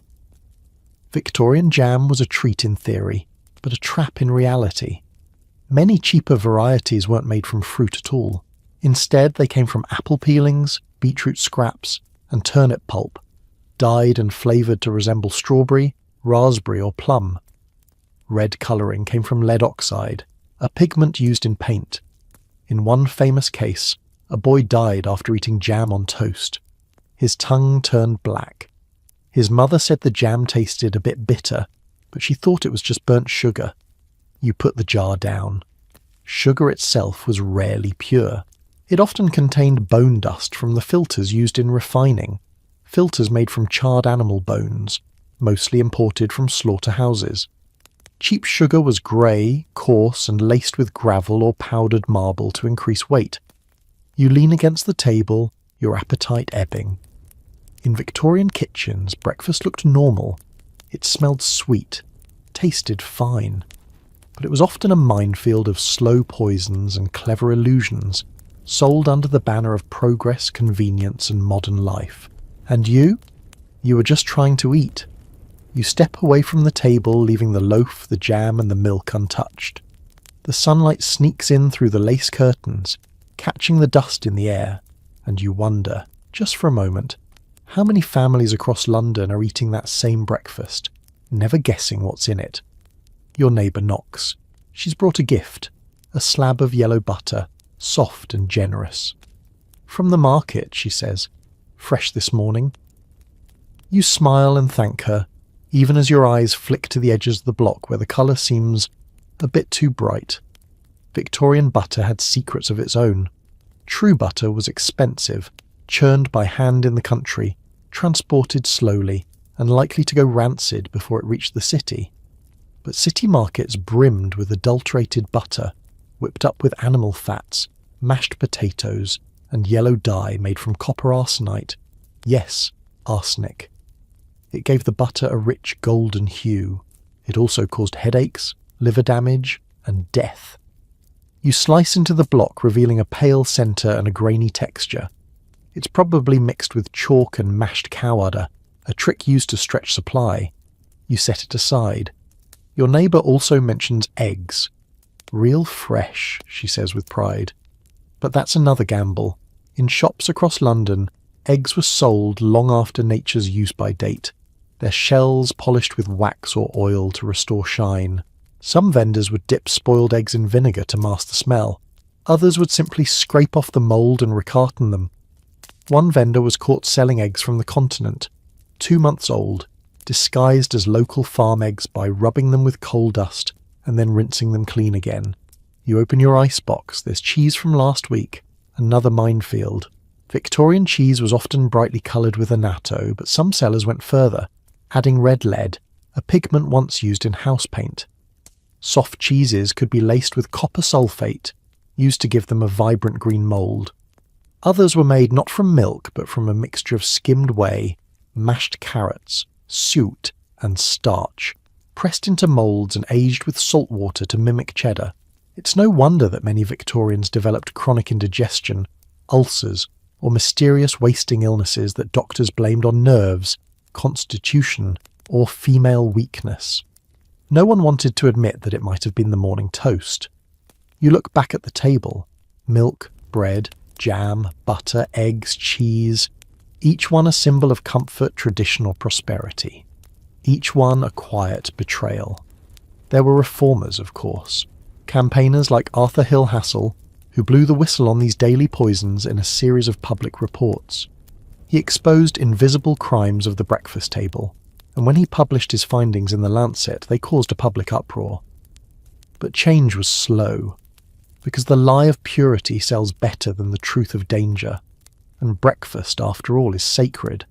So you pour the milk down the drain, wrap the bread in cloth for the birds, and open your window wide to let in the air. Because in this house, at least for today, you choose hunger over deceit. You've been invited to dinner at a respectable home.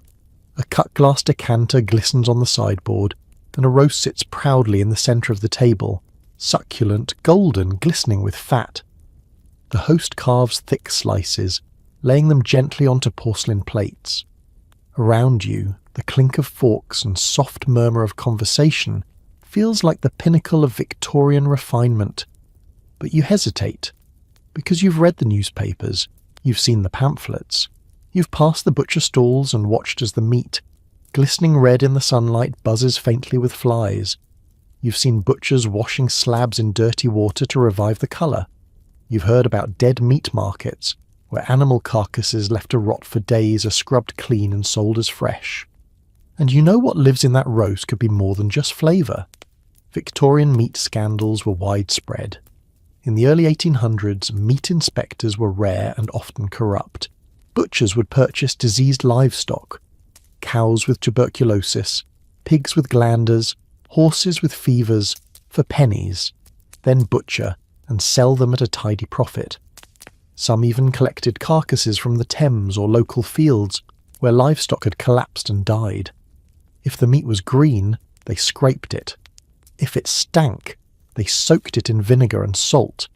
If it was visibly spoiled, they rubbed it with red lead, a pigment used to fake freshness. And if the bones were too brittle, they simply boiled them off for stock. You cut into the roast. The texture is fine, the smell slightly sour. You glance around. No one else seems bothered. Then again, no one ever really talks about where the meat came from. Back in the alleyways of Smithfield Market, inspectors once found a horse's leg being passed off as beef shank, and dog carcasses boiled into stew meat. One vendor was arrested for collecting dead cats from alleyways and selling them as rabbit, flayed, jointed and laid on a bed of parsley. And still, the dinners continued. Because in an age without refrigeration, meat was a ticking clock. Butchers had to sell fast. Shoppers had to cook fast. If the meat turned grey, scrape it. If it was chewy, boil it twice. And if someone fell ill, well, they must have had a weak constitution. You take another bite, slower this time. The host raises a glass and begins pouring wine. It's a ruby red vintage from France, or so he says, but the colour is wrong, just a touch too bright, too artificial, because wine too had its secrets. To stretch imported wines, dishonest merchants added lead acetate, or sugar of lead, to sweeten the taste and intensify the colour. Some added elderberry juice, red dye, or even blood to fake a rich hue. Others added plaster of Paris to clarify whites, and iron sulfate to mimic tannins. A few infamous bottles were found to contain urine and tobacco juice, mixed into weak wine to give it body. You sip carefully. The taste is pleasant enough, but the afterburn lingers in your throat. Because in this house, as in most, appearances matter far more than purity, and no one wants to ruin the meal. You excuse yourself from the table and step quietly into the hallway. The air is cooler here, less perfumed by gravy and roast fat.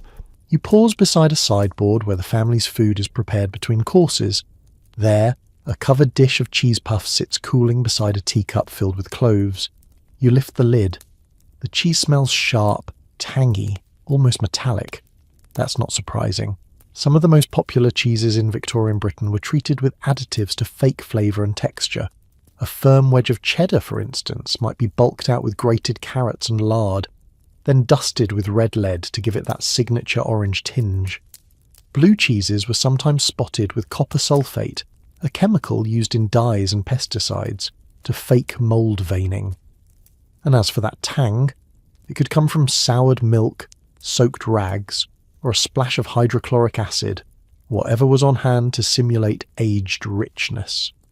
You step back. The hallway clock chimes. You hear laughter from the dining room and the clink of glasses. Back inside, dessert is being served. A golden pudding, proudly domed and steaming.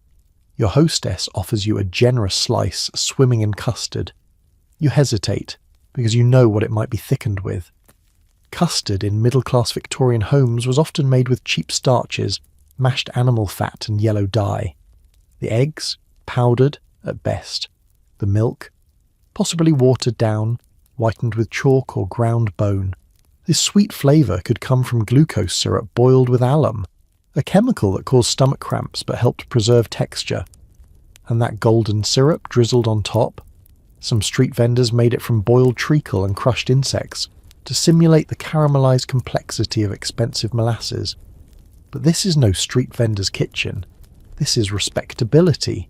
White linen, silver cutlery, candlelight flickering in crystal. And yet, the food hides just as many sins. They're just wrapped in better manners. You lift your spoon, take a small bite and smile, because refusing would be impolite.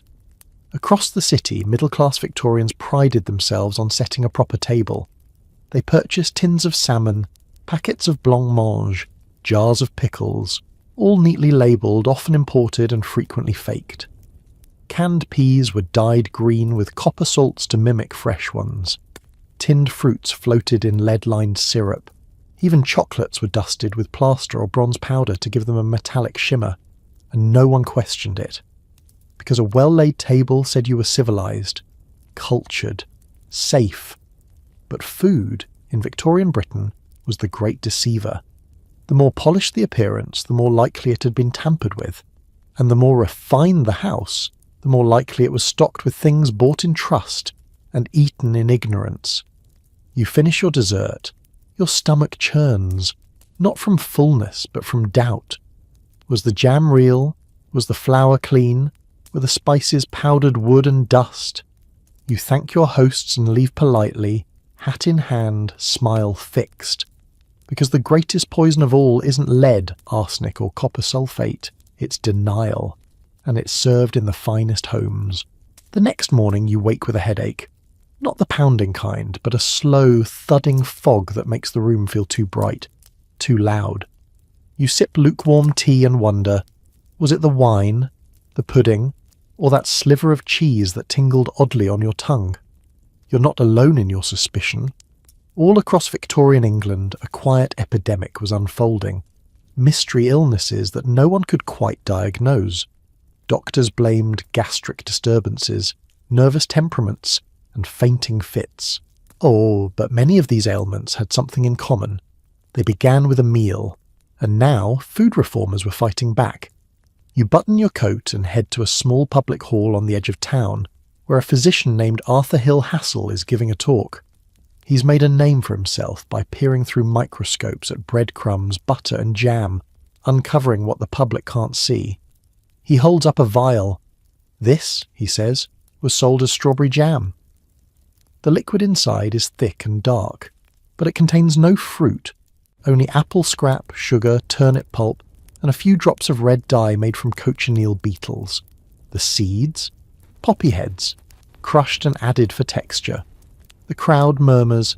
Hassel's tests have revealed everything from cocoa powder laced with brick dust to tea leaves recycled from sweepings, dyed with Prussian blue, then dried and rolled to mimic the real thing. He once found mustard powder made almost entirely from ground turmeric and lead chromate. That distinctive yellow tint was in fact a slow poison. You move closer to the display table. There, in labelled jars, lie samples of adulterated sugar, milk and flour. Some of them contain bone dust from charnel houses. Others, alum and soapstone, used to make flour look snowy white. There's even a tin labelled coffee, which turns out to be roasted chicory, acorns and powdered peas. The worst offender? Candy.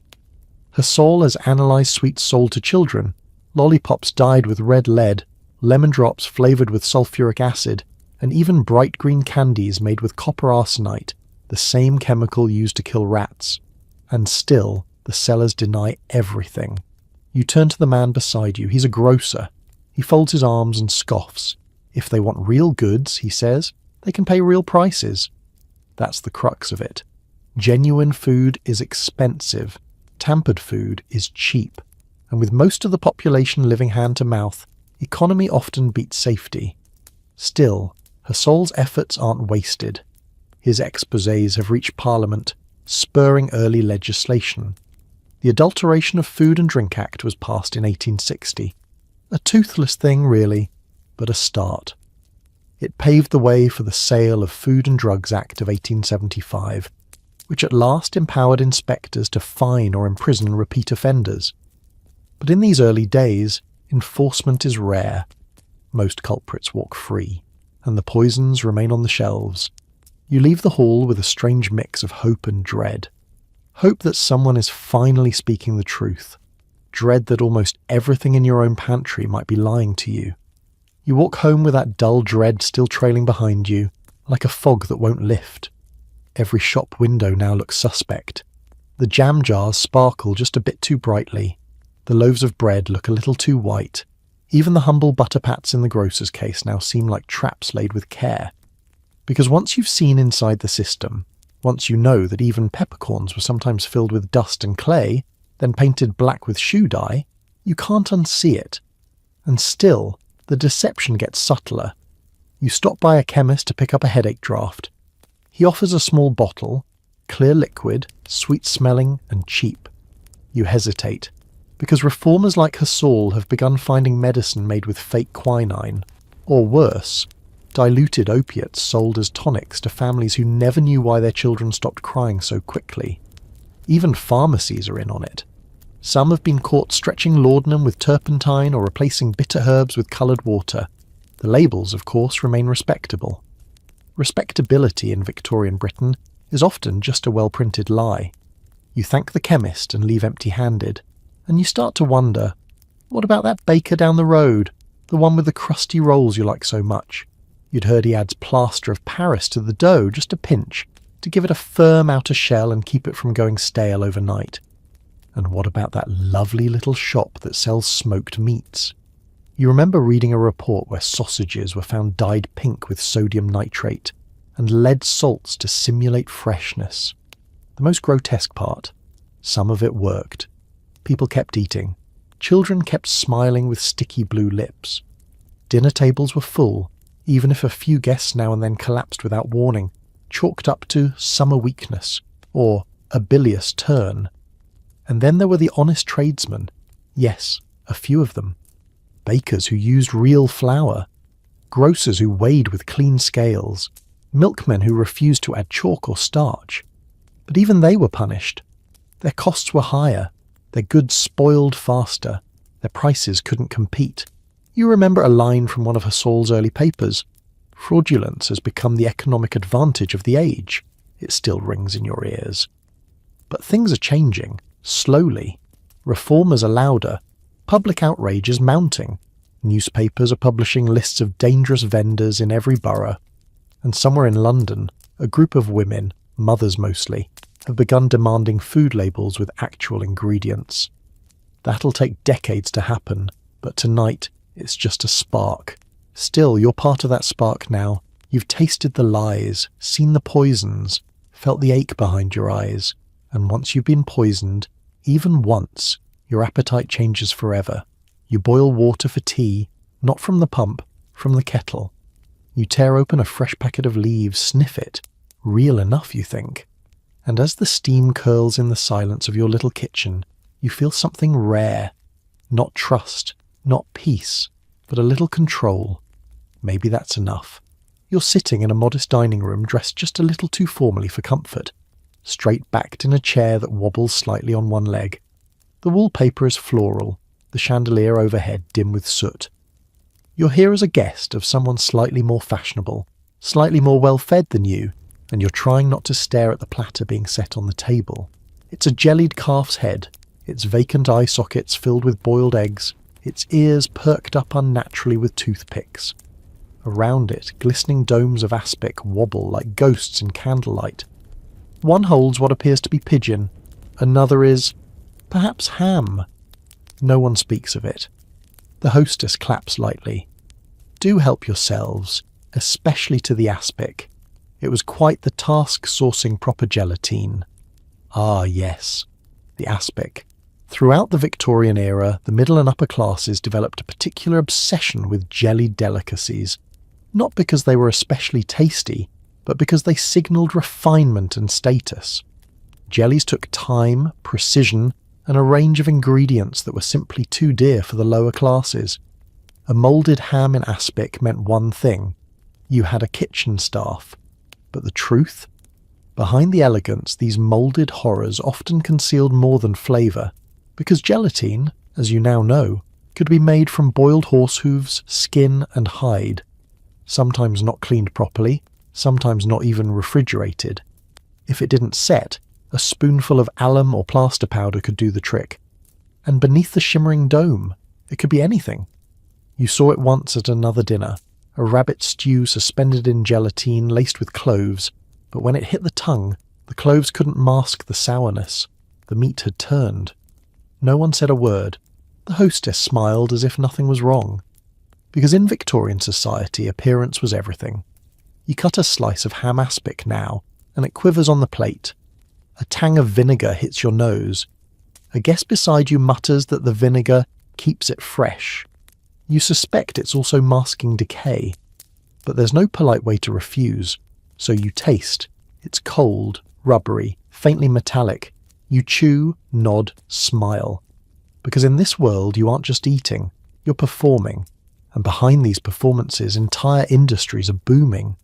Cookbooks by authors like Eliza Acton and Isabella Beeton are preaching culinary domesticity, teaching women to serve beauty on a dish. But these same books also give tips on how to refresh spoiled meat with sauces, or how to disguise poor texture in offal pies. You sip from your wine glass. It's a red Bordeaux, or claims to be. You recall the scandal just last month where a shipment of table wine was cut with sulfuric acid and red dye, sold to households just like this. You set the glass down slowly. The gentleman across from you raises an eyebrow. Not to your taste. You smile again, because that's what's expected. Then you excuse yourself, slipping quietly into the hallway. And that's when you see it. In the butler's pantry, behind a partially drawn curtain, a row of bottles, sauces, colouring agents, and a thick vial labelled preservative number 3. It smells like bleach. So you leave. Back into the fog. Back into the truth. Because some dinners are better skipped, no matter how elegant the linen. The night air is thick with chimney soot and the faint reek of coal. But after that dining room ordeal, it feels cleaner than anything you've tasted. You walk slowly, letting the fog cling to your coat. Boots tapping against wet cobblestones, slick with rain and cabbage pulp. Behind you, the jellied calf's head still stares. In front of you, the city churns. A million dinners unfolding behind windows like lantern-lit theatre boxes, each one hiding its own secrets beneath gravy or custard or jelly. You pass a sweet shop now, its window fogged from inside. Rows of boiled sugar candies, striped humbugs and peppermints sit in tidy pyramids. You pause, remembering the scandal in Bradford not long ago. A single batch of sweets. Peppermint humbugs, made with what the grocer thought was powdered sugar. It was actually arsenic. 20 people dead. Dozens sick. One boy had simply been buying a treat for his sister's birthday. The killer? A tragic mix-up in a warehouse, where white arsenic and sugar were stored side by side, and the apprentices weren't trained, or perhaps weren't paid enough to check twice. The grocer, it turned out, wasn't evil, just exhausted, overworked, behind on rent. So many of these poisonings weren't crimes of malice, but crimes of desperation, or ignorance, or simply habit. A society so used to deception, so practiced in the art of pretending, that truth became optional. You turn the corner and pass a fishmonger rinsing eels under a flickering gas lamp. A soft yellow glow dances over tubs of silver-scaled bodies. You glance twice. The brine smells off. You think of the brick dust sometimes added to dried fish to make it appear freshly smoked, and the red lead rubbed on salmon to give it that appetizing coral sheen. Another corner, another shop. This one a butcher's. Strings of sausages hang like garlands in the window, and you wonder what's really in them. You remember reading about batter made from slaughterhouse refuse, lights, lungs and blood whipped into a paste and piped into casing. They called it meat. It sold. The illusion was always beautiful and deadly. But something is shifting now. Since Hassol's damning reports, the newspapers have started to care.